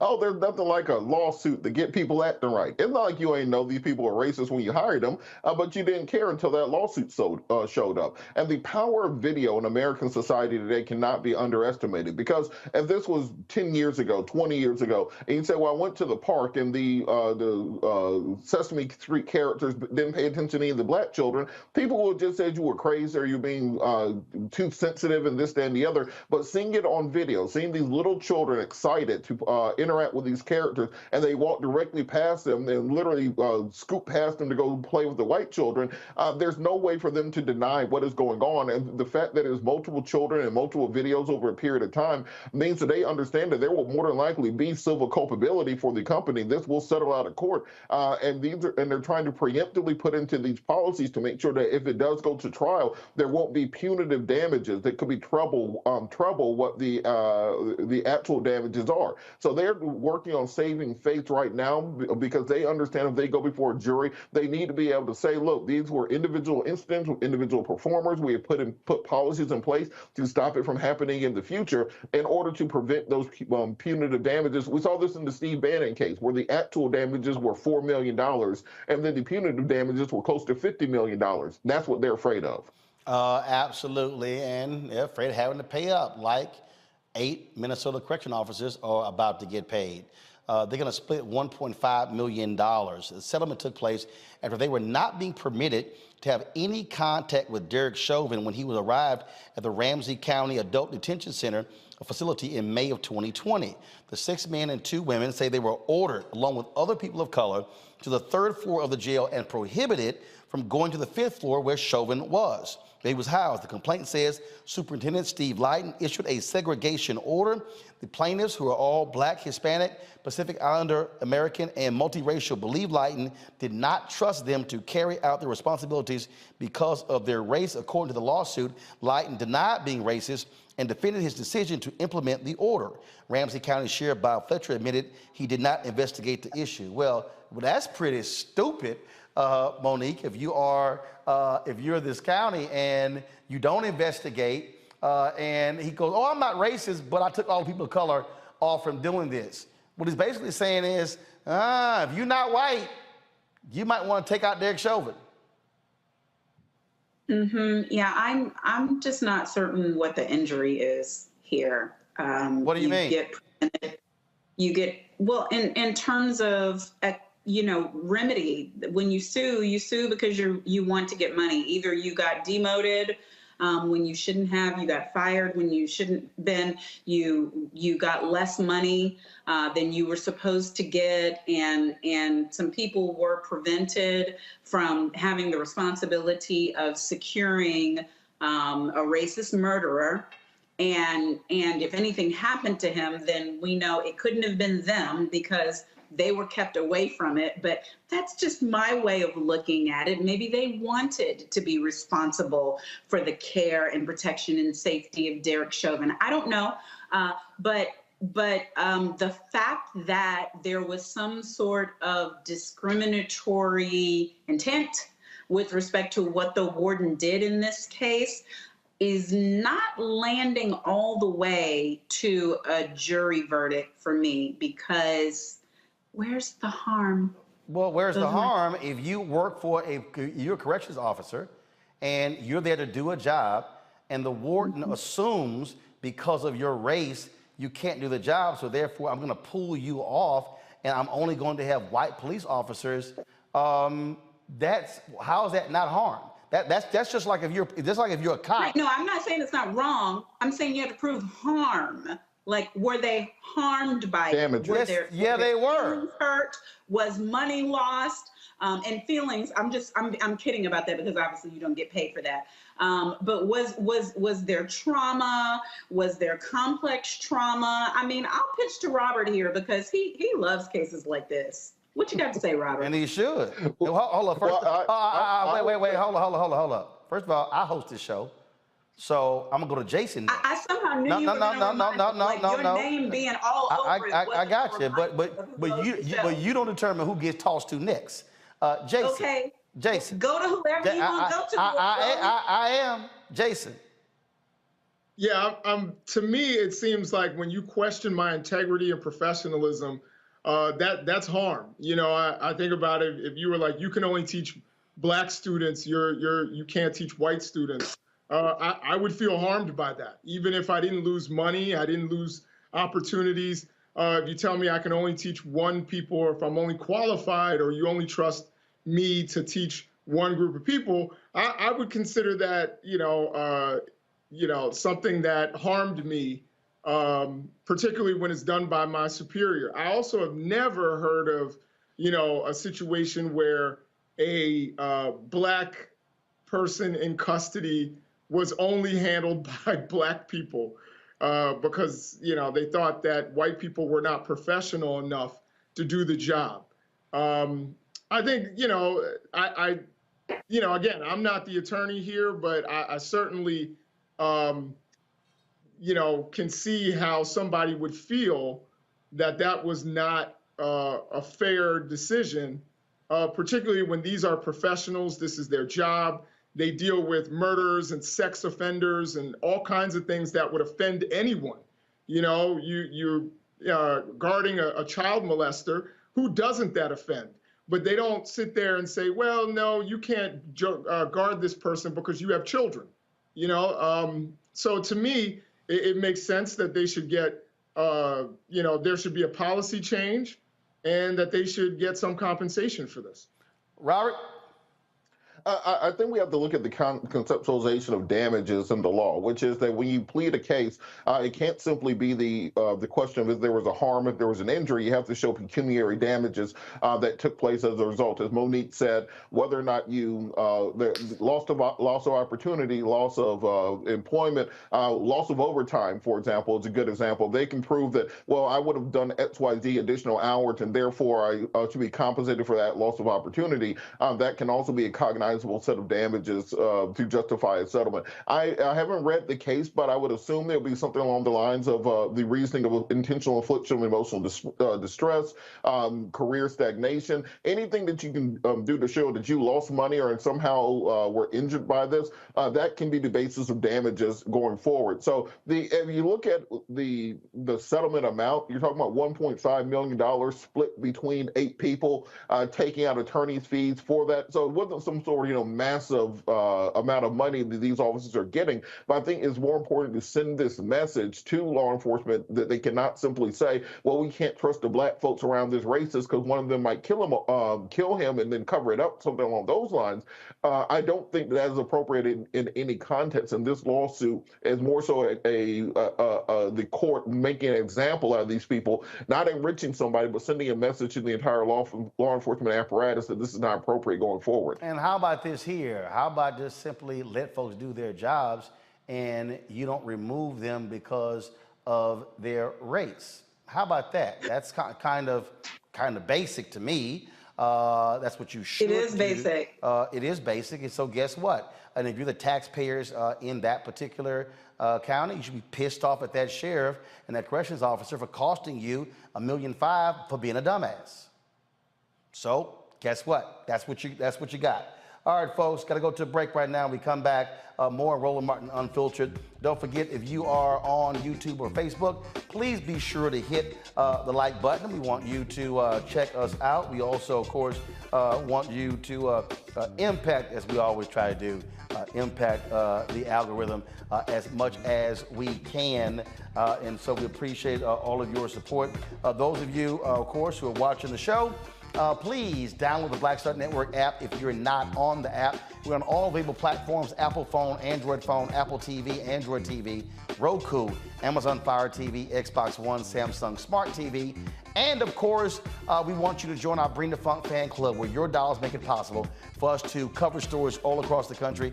We've got plans to hit the campaign trail in September and October. And of course, we'll be covering issues through the last week, November as well. And so the goal this month is to get 2,000 of our fans contributing at least $50 each. That's $4.19 a month, 13 cents a day. Not only do you get this show 2 hours, you get Faraji Muhammad's 2-hour a day live show, daily show.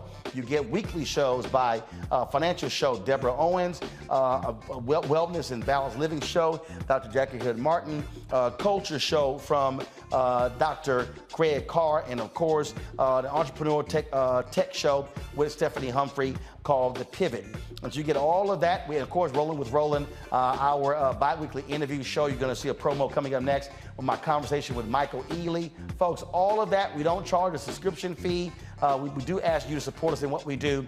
Check and money orders can be sent to P.O. Box 57196, Washington, D.C. 20037-0196.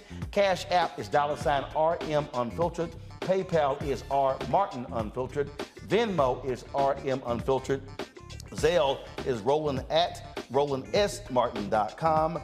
Roland@RolandMartinUnfiltered.com. We'll be right back.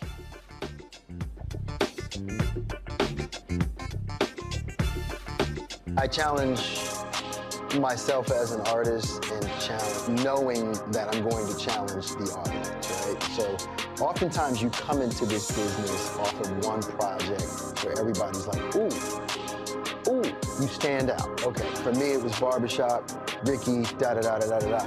Ricky was nothing like me growing up, right? Nothing like me growing up. But if that's people's first experience with you, right, as an audience member, they tend to think that's the real you, right? So, you know, for me, after that, I got a whole bunch of offers to play roles just like Ricky, right? This Tupac-esque type of thug, right?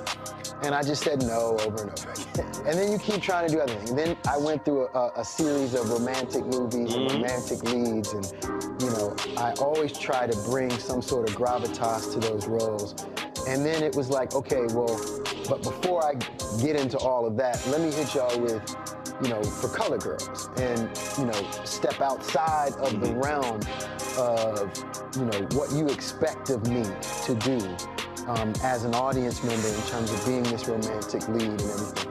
Because I didn't get into this business to be the romantic lead, you know, that dude. Like, I didn't get into this business. You can get locked in. You can totally get locked in.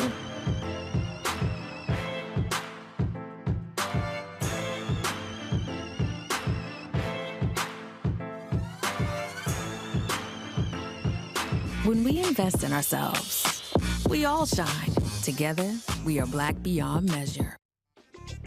Folks, the book White Fear is here. My newest book. Folks, kill the music, please. My newest book is here, y'all. Finally!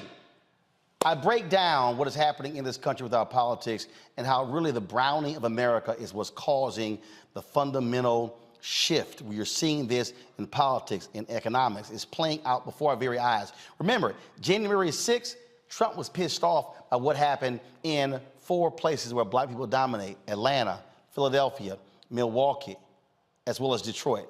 That's what they were so upset when it came to the election. And so we break down this issue of white fear and what must be done to overcome it.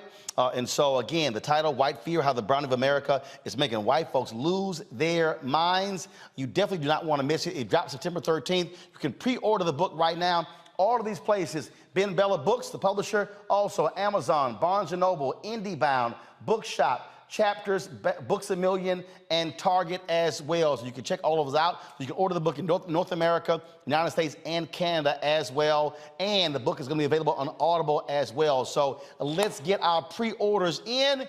Get the book, White Fear, today. When we invest in ourselves, we're investing in what's next for all of us. Growing, creating, making moves that move us all forward. Together, we are Black beyond measure. Hi, I'm Vivian Green. Hi, I'm Wendell Pierce, actor and author of The Wind in the Reeds. Hey, yo, Peace World, what's going on? It's the Love King of R&B, Raheem Devon, and you're watching Roland Martin, Unfiltered.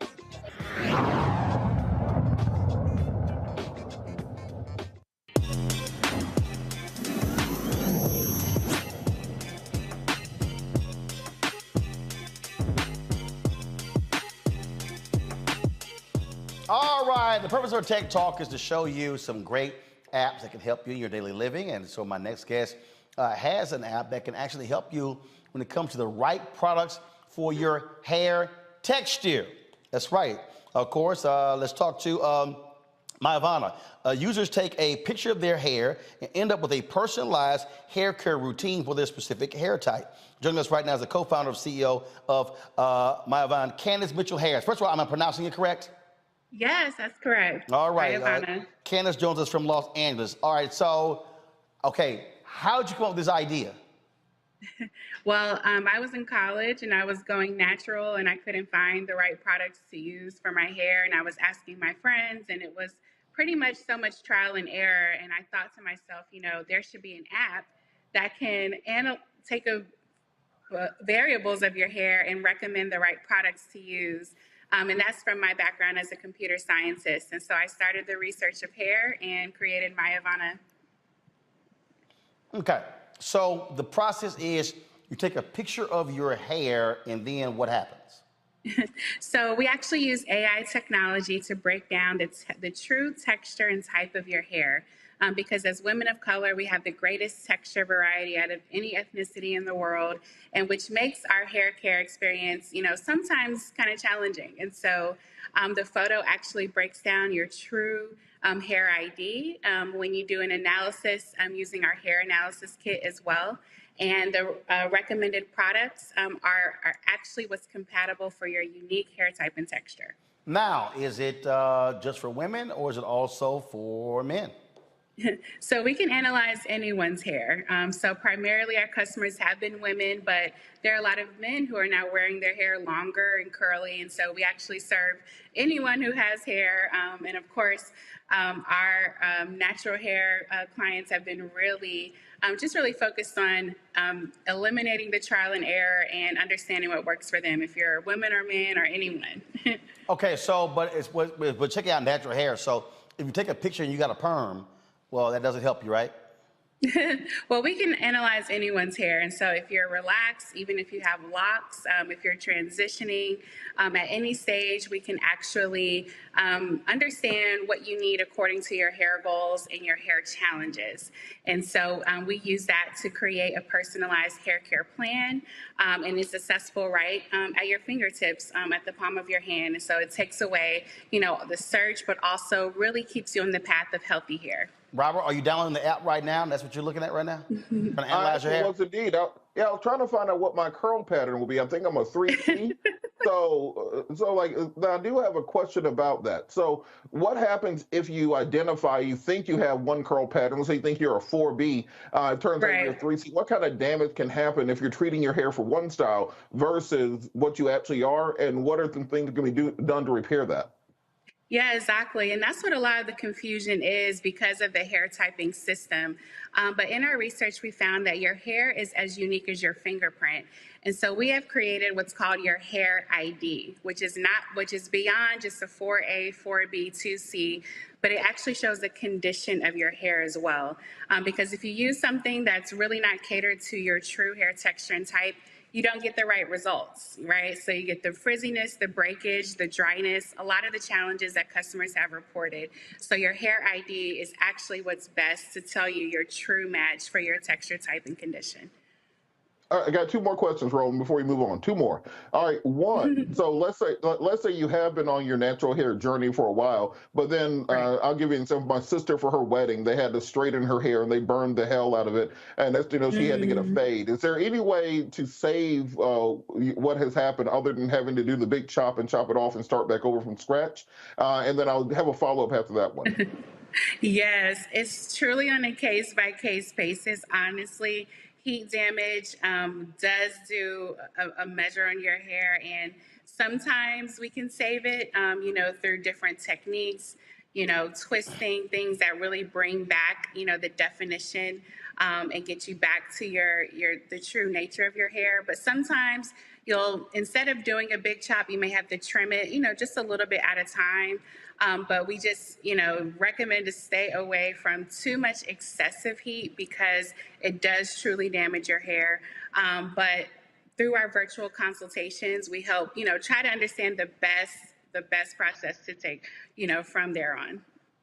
All right, and last follow-up. So a couple weeks ago, I had to do some South Georgia heat stuff, so I cut my hair off, and all people in Roland's comment section thought I had a toupee on. Because, black folks can be cruel when you change your hair. They don't like things to be even slightly different. But part of what I've noticed is, everybody and their mama got a different kind of hair putty, hair butter, honey, hemp seed, etc. stuff to put in your hair. How can you make sure you're getting the right kind of thing instead of just following what your homegirl or someone at the salon said? How can you know which of these things are actually reputable and which one somebody just mixing up in their bathtub and put on Etsy?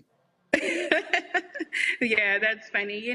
There's a lot of marketing buzzwords that people are using to sell products and appeal to consumers, but we actually do our own testing and research from a research and development standpoint to really understand what are the ingredients that are composed in this product and how is it going to actually perform on different hair IDs. And so I would say My Ivana is your best source because we do go through and just really look at each product and how it's composed, what's the ingredient list, what is the actual performance of the product, and that really helps, with understanding, is it safe to use, or do you really need an expert opinion? And that's what our team is here for.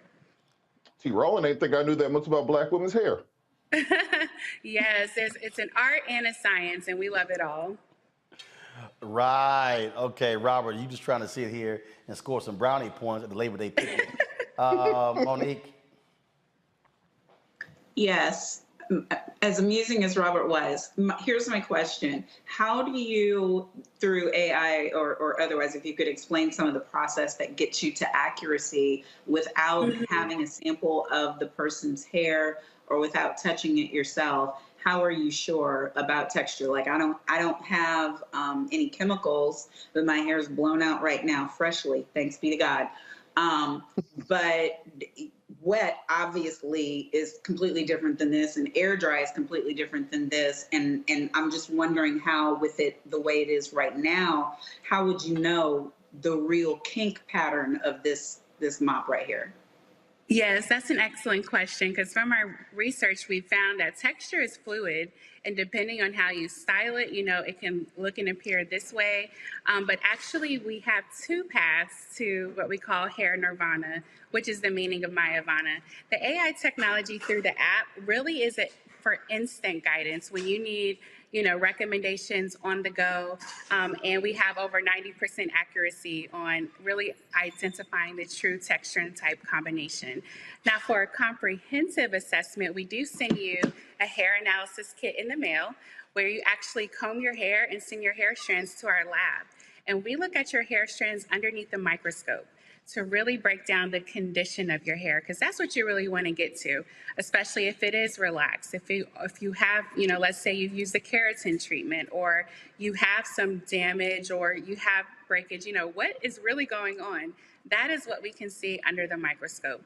And that's what guarantees, our accuracy is, as high as it is. We have a great customer satisfaction rate, and we can really get down to, the true state of your hair to guide you in the best way. Thank you. Jason? So my first question is, are you guys able to, I saw you with the Aunt Jackie's in the background, Aunt Jackie's Yes, gel. some of our recommended brands here, yes.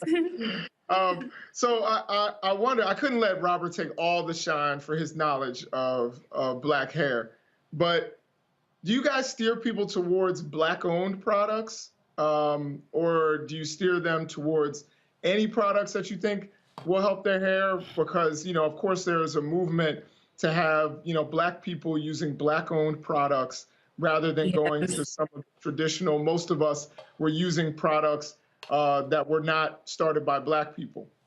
That's a very excellent question. So we are brand agnostic. We recommend all products on the market. However, we do know consumer preferences have changed, and some people want to purchase strictly those that are Black owned. And so you can tell Maya Ivana your preferences. You want Black owned products, products with natural ingredients, high performance, clean ingredients. And so we do have quite a number of Black owned brands. We have amazing partnerships with Black owned hair companies and Black led companies, and we are truly, looking to strengthen our community when it comes to building wealth in the hair industry. We just partnered with BOBSA, the Black owned Beauty Supply Association, which caters to Black owned beauty supply owners and salon owners. And so we're very sensitive to that. And we do want to help shift the dollars when it comes to shopping, back to our Black owned brands as well.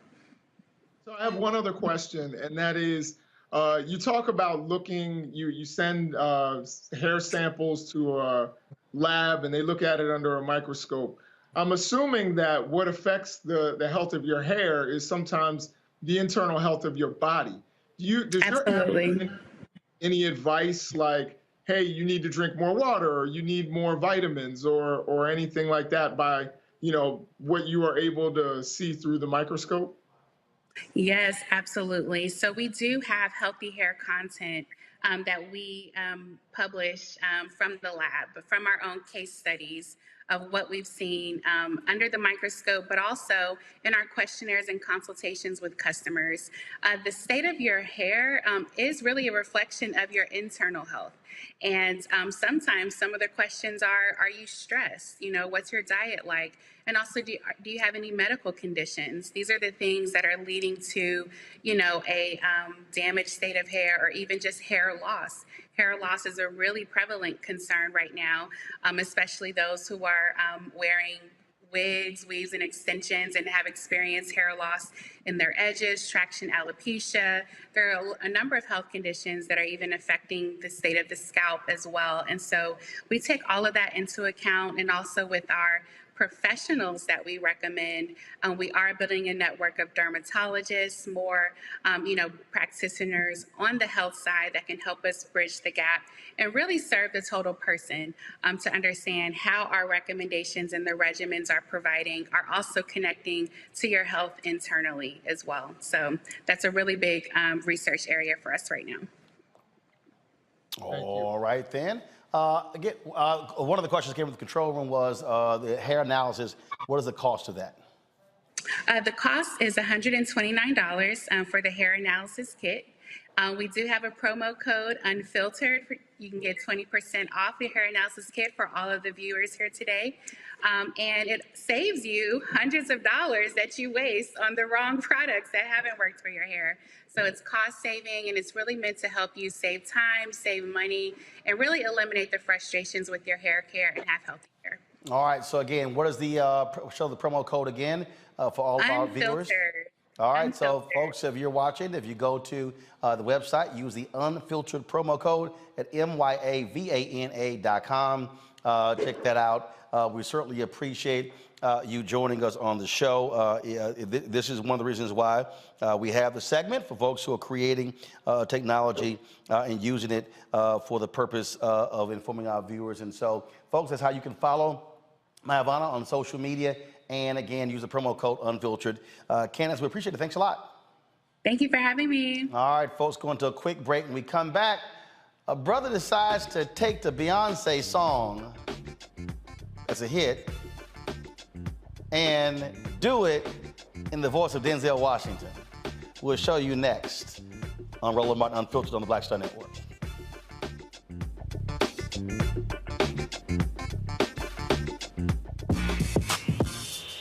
When we invest in ourselves, our glow, our vision, our vibe, we all shine. Together, we are Black beyond measure. On the next, A Balanced Life with me, Dr. Jackie, getting back to normal. Is there such a thing? We're about to send our kids back to school when we literally have more questions than there are answers. What does it mean to have a normalcy How will our kids respond to it, and how are we going to assist them? What can you do to help your kids feel some sense of emotional stability as they go back into the classroom here on A Balanced Life on the Black Star Network? When we invest in ourselves, we all shine. Together, we are black beyond measure. Hey, I'm Arnez J. Black TV does matter, dang it. Hey, what's up, y'all? It's your boy, Jacob Lattimore, and you're now watching Roland Martin right now. Stay woke.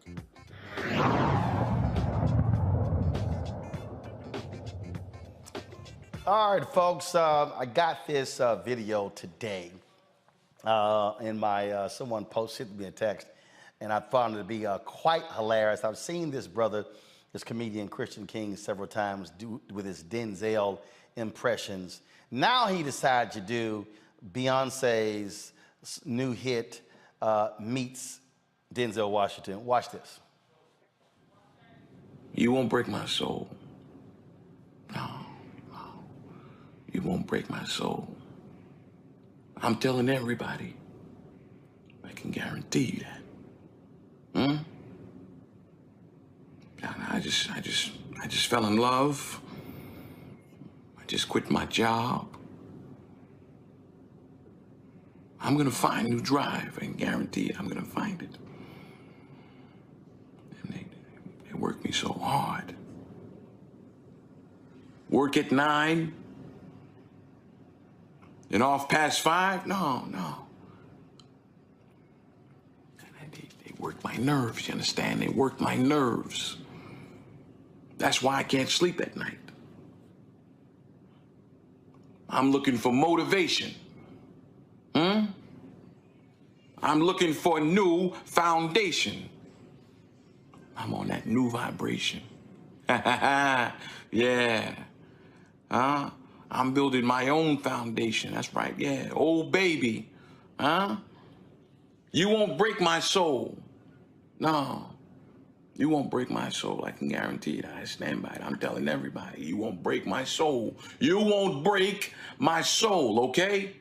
All right. All right.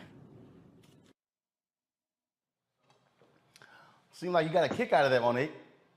That's fantastic.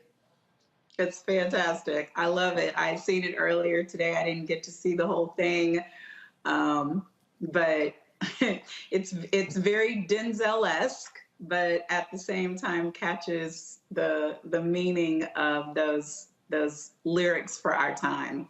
Thank you, Queen B. I absolutely thought it was hilarious, Jason. First of all, he's spot on with his Denzel impersonation. Yeah, I mean, he's a talented guy. I've seen him before. You know, I think he's definitely a funny guy, and I enjoyed that. That was really good. Robert?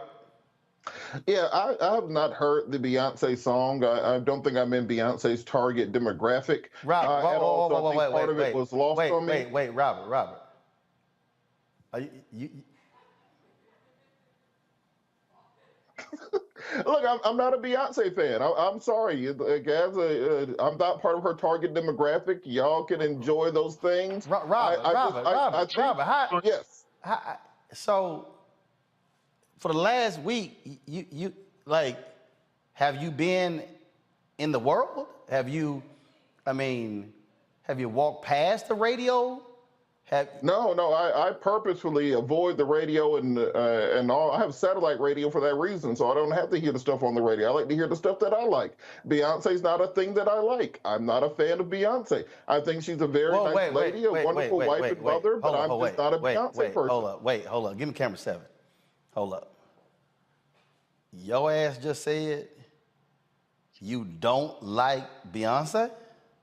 I don't. Look, I'm not the person that buys a Beyonce album. I'm not going to a Beyonce concert. If you're in the car with me, more than likely Beyonce will not be on the radio. That doesn't mean everybody else isn't welcome to like what they like. I just don't like it.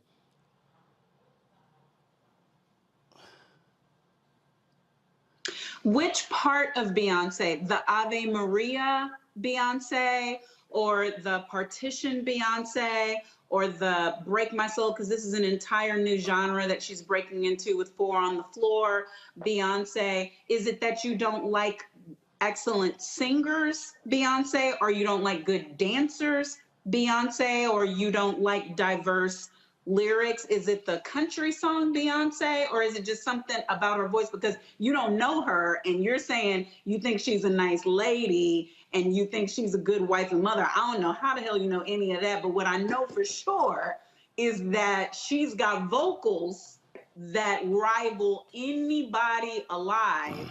And she is also a dancer, writer, entertainer extraordinaire. I mean, the likes of which, I mean, in terms of entertainers, and I use MJ with reluctance and high esteem, but when we're talking about Alive and Dead for Best Entertainer, so I'm just wondering, is it her particular stellar voice that bothers you, or is it that you think all her music is the same? Because it is not. No, I don't like the sound of Beyonce's voice when she's singing. That's what I mean when I say I'm not a Beyonce fan. Like, if there's like a ranking of people that I want to hear singing, she's not on the ranking of list of people I want to hear singing. You know, you put Jill Scott at the top, and to send down from there, there's a lot of people in between Jill Scott and Beyonce. So, like I said, everybody's welcome to like what they like. I don't think that there's anything wrong with saying that you're not a Beyonce fan. She's not mad. No, you don't have to be a fan. I'm glad that people enjoy it. I wasn't saying that. So I just wondered if you were saying she couldn't sing, because then I would take exception just to your ear deafness. But what you're saying is the tenor of her voice is bothersome to you. And I can understand that. I mean, sometimes y'all's voice's tenor bothers the hell out of me. So it's not that I don't like you or think you're not a nice person, or that you don't have smart things to say. It's just sometimes it's irksome. Hey, Jason, I'm with you on who the hell is y'all. But Jason, hold on before I go to you. Robert, so you need to tell me, go to my iPhone, please. You, Roland, you. Well, you stop talking, then you ain't gotta have me cuss you out. So Robert, you're not down with Formation, Countdown, Love on Top, Single Ladies, Get Me Bodied, Deja Vu, Ring the Alarm, Freakum Dress, Crazy in Love, Ego. You know, did you like Destiny? Did you like Destiny's Child? I think the last song that I heard on that list was probably Bootylicious. So, like I said, I'm not her target demographic. I'm not going to be sitting in the car, me and Tyrone and Don driving through Atlanta listening to Beyonce albums. Hold up. I guarantee you Tyrone and Don down with Beyonce. Right, you are her target demographic. Right, I mean, I don't know what you're talking about, you in the demographic. Jason, go ahead. I don't know what the hell has happened to Robert. Go ahead, Jason. So, first thing I got to say for Robert, first of all, you got to understand that Roland is from Texas, so he's going to be. No, wait, hold up. No, you got to narrow that shit. No, you got to narrow that shit down. Texas is a big ass state. I'm from Houston. Okay. Right, but I'm from Houston. Beyonce's from Houston, but she could be from Charlotte, and I'ma still jam to Beyonce. So that ain't got nothing to do with it. So, but Jason, continue. No, I hear you. Now I also hear what Robert's saying. Like, I enjoy Beyonce. No, Jason, we heard what he said. We think he crazy, but go ahead. Yeah, I'm saying I enjoy Beyonce's records, but I'm not like riding down the street pumping Beyonce. Like, at least not since Crazy in Love, when I heard Jay get on there or something like that. But like, I like, you know, a different genre of music. And it sounds like if he put Jill Scott up there, that's a completely different genre. You know what I mean? So I think like it's more that he doesn't. What's a genre? No, don't just use genre and you don't mean genre, because Jill Scott and an entire set of platinum selling Beyonce records belong in the same genre. Are you saying that Beyonce is not R&B because of her rock, or are you saying country is not R&B, which I can understand? But when you say genre, what does that even mean? Sure, I can explain. When I think of Jill Scott, I think of Philly neo soul. There was a time when people brought out much more jazzy Philly inspired neo soul. And that's not Beyonce's, much more of a pop artist. You know, she's still R&B, but she makes a different style of music than you would hear from someone like Jill Scott. And so I think there's just a style there, a stylistic difference. It's not that he doesn't like Beyonce or think Beyonce's a good singer. No, Maybe hold on, stop. Wait, Jason. His ass just said he don't like Beyonce. So you trying to decipher, you trying to sit here and decipher. He said, I don't like Beyonce. I'm sure she's a wonderful entertainer. I've not followed her that far, but you know, I will identify me by genre. For example, Beyonce, I guess, is a great entertainer. Jill Scott is a great vocalist. You know, if you put Beyonce and Erykah Badu next to each other, I'm going to take Erykah Badu. I will put Beyonce kind of more in that category with, you know, Sheila E. or something along those lines, or Paula Abdul. That, I think, more the entertainment side of it, and that's just not my thing I'm into. Oh, come on, Robert. That wasn't fair. Paula Abdul, bro. Well, I'm just saying, Monique said people who dance and put on a good show and also sing. So that's kind of my frame of reference for it. But she can sing better than Paula Abdul. You will give her that. We're talking about general comparisons, not a one-to-one ranking. I don't follow either of them close enough to say which one is better between the two. But I just say that's a very different thing that you're listening to than if you're listening to somebody who's a vocalist who can sing a cappella. Sing something. I got my trombone in the corner. I can go get that. Is that what you want me to do? No, hell no, I want you to do that. No, look. Hell no, I want you to do that. Not a singing scholarship. That you don't know vocals from your damn trombone. That the Beyonce blasphemy has gone too far at this point. It's not blasphemy. We have a difference of opinion. I will offer no. But if you're gonna have an opinion on if somebody can sing or not, you got to be able to follow a tune. You don't have to have perfect pitch. I do, but you don't have to. But what I am saying is that for you to say, just in this last album, if you start with Church Girl and you work your way through, you're gonna go through Cozy, you're gonna go through Plastic on the Sofa, you're gonna go through Virgo's Groove, you're gonna make your way all the way to Pure and Honey. I'm not even talking about Break My Soul. That's just a breakout hit because all she does is make hits. I'm not talking about that. What I am talking about is the runs. I am talking about the level of musicality and all of the different ranges and ways that she can utilize her voice. If you go to any of the greats that you just named, because they all are great, I'm not blaspheming Erykah or Jill or Dionne Warwick or Diana Ross, but you know who they all say can sing, Robert? You know who they say can sing? Who's that, Monique? Beyonce.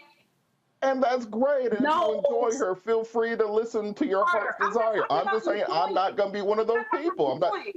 Dolly Parton can sing, all right? And I might not like all of her music. Loretta could sing. I am talking about some people can sing and some people cannot, okay? And Beyonce is way higher up the list of people with vocal abilities.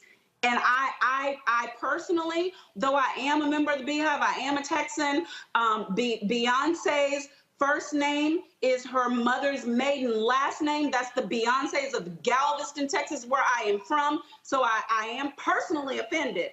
But I want to professionally say, no, you don't have to listen to her. But to say that she's somewhere down that list, like where the non-singers are, and Paula Abdul would even be offended, and she is a great dancer and can hold a tune. But that is not that's not the queen. Now let me say this here. See, first of all, as the resident musicologist on this panel, and Monique, you try that one more time, mute her damn mic. Let me be real clear. You can listen to multiple genres. You can listen to Philly sound, 70s, in terms of in terms of Gamble and Huff. You can listen to Motown sound. You can go to Stack sound. You can listen to neo soul. You can go from Jill Scott to Erykah Badu, to go to Nancy Wilson, and go to Natalie Cole, and go to Rochelle Farrell, and then go a host of singers. But the point is, clearly, Robert, your musical palette is greatly limited. Now, I gotta look. Robert, the thing is, look, y'all are Beyonce fans. I'm not. I'm saying if you're going to put, let's say we put prime Whitney Houston at the top of the list. How far down on that ladder do you go before you get to Beyonce? Well,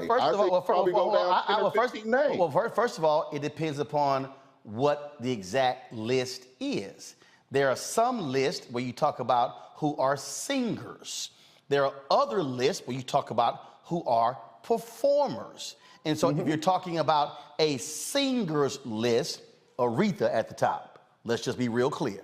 The Queen at the top. Now, if we talk about performers, it's different. So the list depends upon what the list is. So the bottom, that's what I just said. That Beyonce's on the entertainer performer list. You know, the Sierra, Paula Abdul, Janet Jackson back in the day. Okay, hold on. Don't put her in the Aretha Franklin list. You can't even put Paula Abdul in this conversation. I mean, you can talk about performer. You can talk about Janet Jackson. Sheila E's a perfect example. She's a great performer.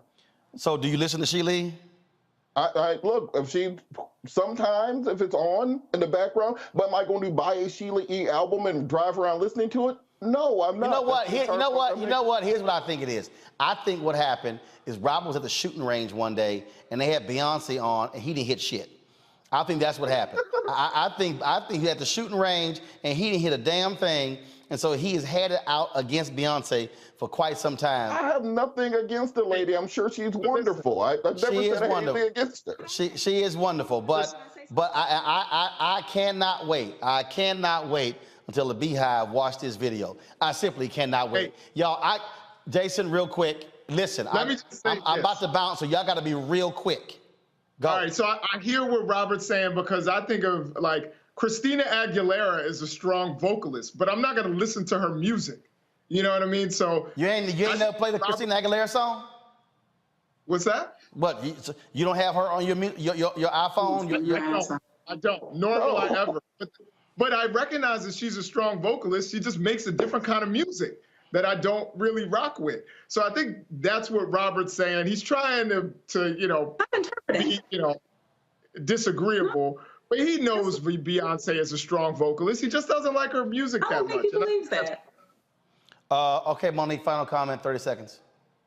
Yeah, what I want to say is one of the reasons, not that it's stopping her because she's at the top for a reason, but one of the difficulties in the critical acclaim area for Beyonce, for all that she has written, for all that she has performed vocally, and I listed Ave Maria and Halo for a reason at the top, and then all of these bops that we love, is because people watch her dance and perform and don't want to give her credit for all of the vocal ability that goes along with the way that she does that at that level. And the only one that I can compare it to is a Michael Jackson or a Prince. And that doesn't mean, and I don't even agree with rolling with Aretha. I think that hey, hold up.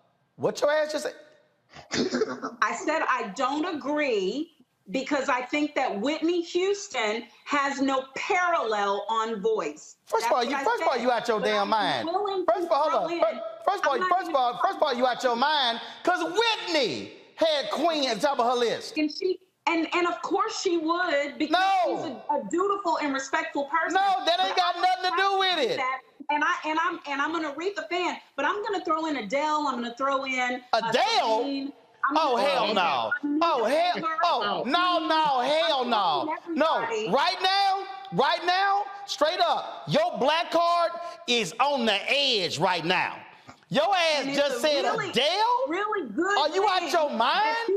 First of all, hold up. First, let's be real clear. Rolling Stone, when they voted, the greatest voice produced in American history. The greatest voice produced in American history. The Queen, Aretha When Franklin. did they do that, Roland? And What are you talking going with about? What the white people said. First of all, why does it matter what the no, white people there were said? black folks who voted. But here's the deal, though. She's called the queen for a reason, right there. Your ass just said Adele. Oh, no, hell no. Jason, I saw you want to come through that screen when Jason, go ahead, Jason, because I know I'm about to cuss. I couldn't believe that Adele. I was almost feeling what Monique was cooking until she put Adele ahead of Aretha Franklin. I did not say that. I did not say that. I said I am throwing in non-black excellent artists to say we're considering all of them, and that I put Beyonce in that I'm factoring everybody in. At the top is Aretha Franklin. Jason, go ahead. Clive Davis produced both Aretha Franklin and Whitney Houston, said putting Aretha Franklin in her own category, then Whitney Houston is the best singer. At the time, she was the best singer alive. So I agree. They should have their own categories. I agree with Clive. No, your ass said above. Don't be trying to wiggle out of it right now. No. Your ass said above. I ain't forgot what you said. No, that's it. I got to end the show right now because right now it's blasphemous what you just said. I don't even know Lord Jesus, get some holy oil and some anointing water because she done just lost her damn mind. I mean, I've already had to deal with Robert and his nonsense on Beyonce, but your ass just quit. Oh, hell no. They call one of them the queen, hell no. And they call one of them the voice. First of all, when you the queen, she the queen and had the voice. That's it, y'all. That's it. I don't want to hear nothing. I don't want to hear nothing. That's it. Please. The judges rule. Sit your ass down. That's it. I'm gonna hold both y'all in contempt. I'm gonna hold both of y'all in contempt. It's gonna be a daily fine every day for what y'all. Ooh, hell, y'all, it's time to go. It's time. I don't even sing. Don't even sing, y'all. Y'all, no. You gonna hold up. You ain't gonna break your soul, but you gonna break some furniture up in here. Cause about to be some furniture moving up in here. We got to go, y'all. Download the Black Star Network app. Y'all please turn her down, cause she done lost her mind. She need Jesus. Y'all, Apple phone, Android phone, Apple TV, Android TV, Roku, Amazon Fire TV, Xbox One, Samsung Smart TV, and of course, join our Bring the Funk fan club. Lord have mercy. She done lost her mind. Lord, she has just lost her mind. Y'all, send your check-in money order to P.O. Box 57196, Washington, D.C., 20037-0196. Of course, Cash App is $RM Unfiltered. PayPal is R Martin Unfiltered. Venmo is RM Unfiltered. Zelle is Roland@RolandSMartin.com. Roland@RolandMartinUnfiltered.com. I don't know how in the hell she got a show called Make It Make Sense, because she damn sure ain't making no sense today with that blasphemy against the queen. You can sing all day. You better go to your Instagram page and sing, because Lord have mercy. All we got you right now is mouthing the words. Y'all, I got to go. I'm going to see y'all tomorrow right here on Roland Martin Unfiltered, where I will always defend the honor of the queen from Motown, my friend, the great Aretha Franklin, the greatest voice America has ever produced, and that ain't coming from Rolling Stone. That's coming from Uncle Roro. I'm gonna see y'all tomorrow. Hi!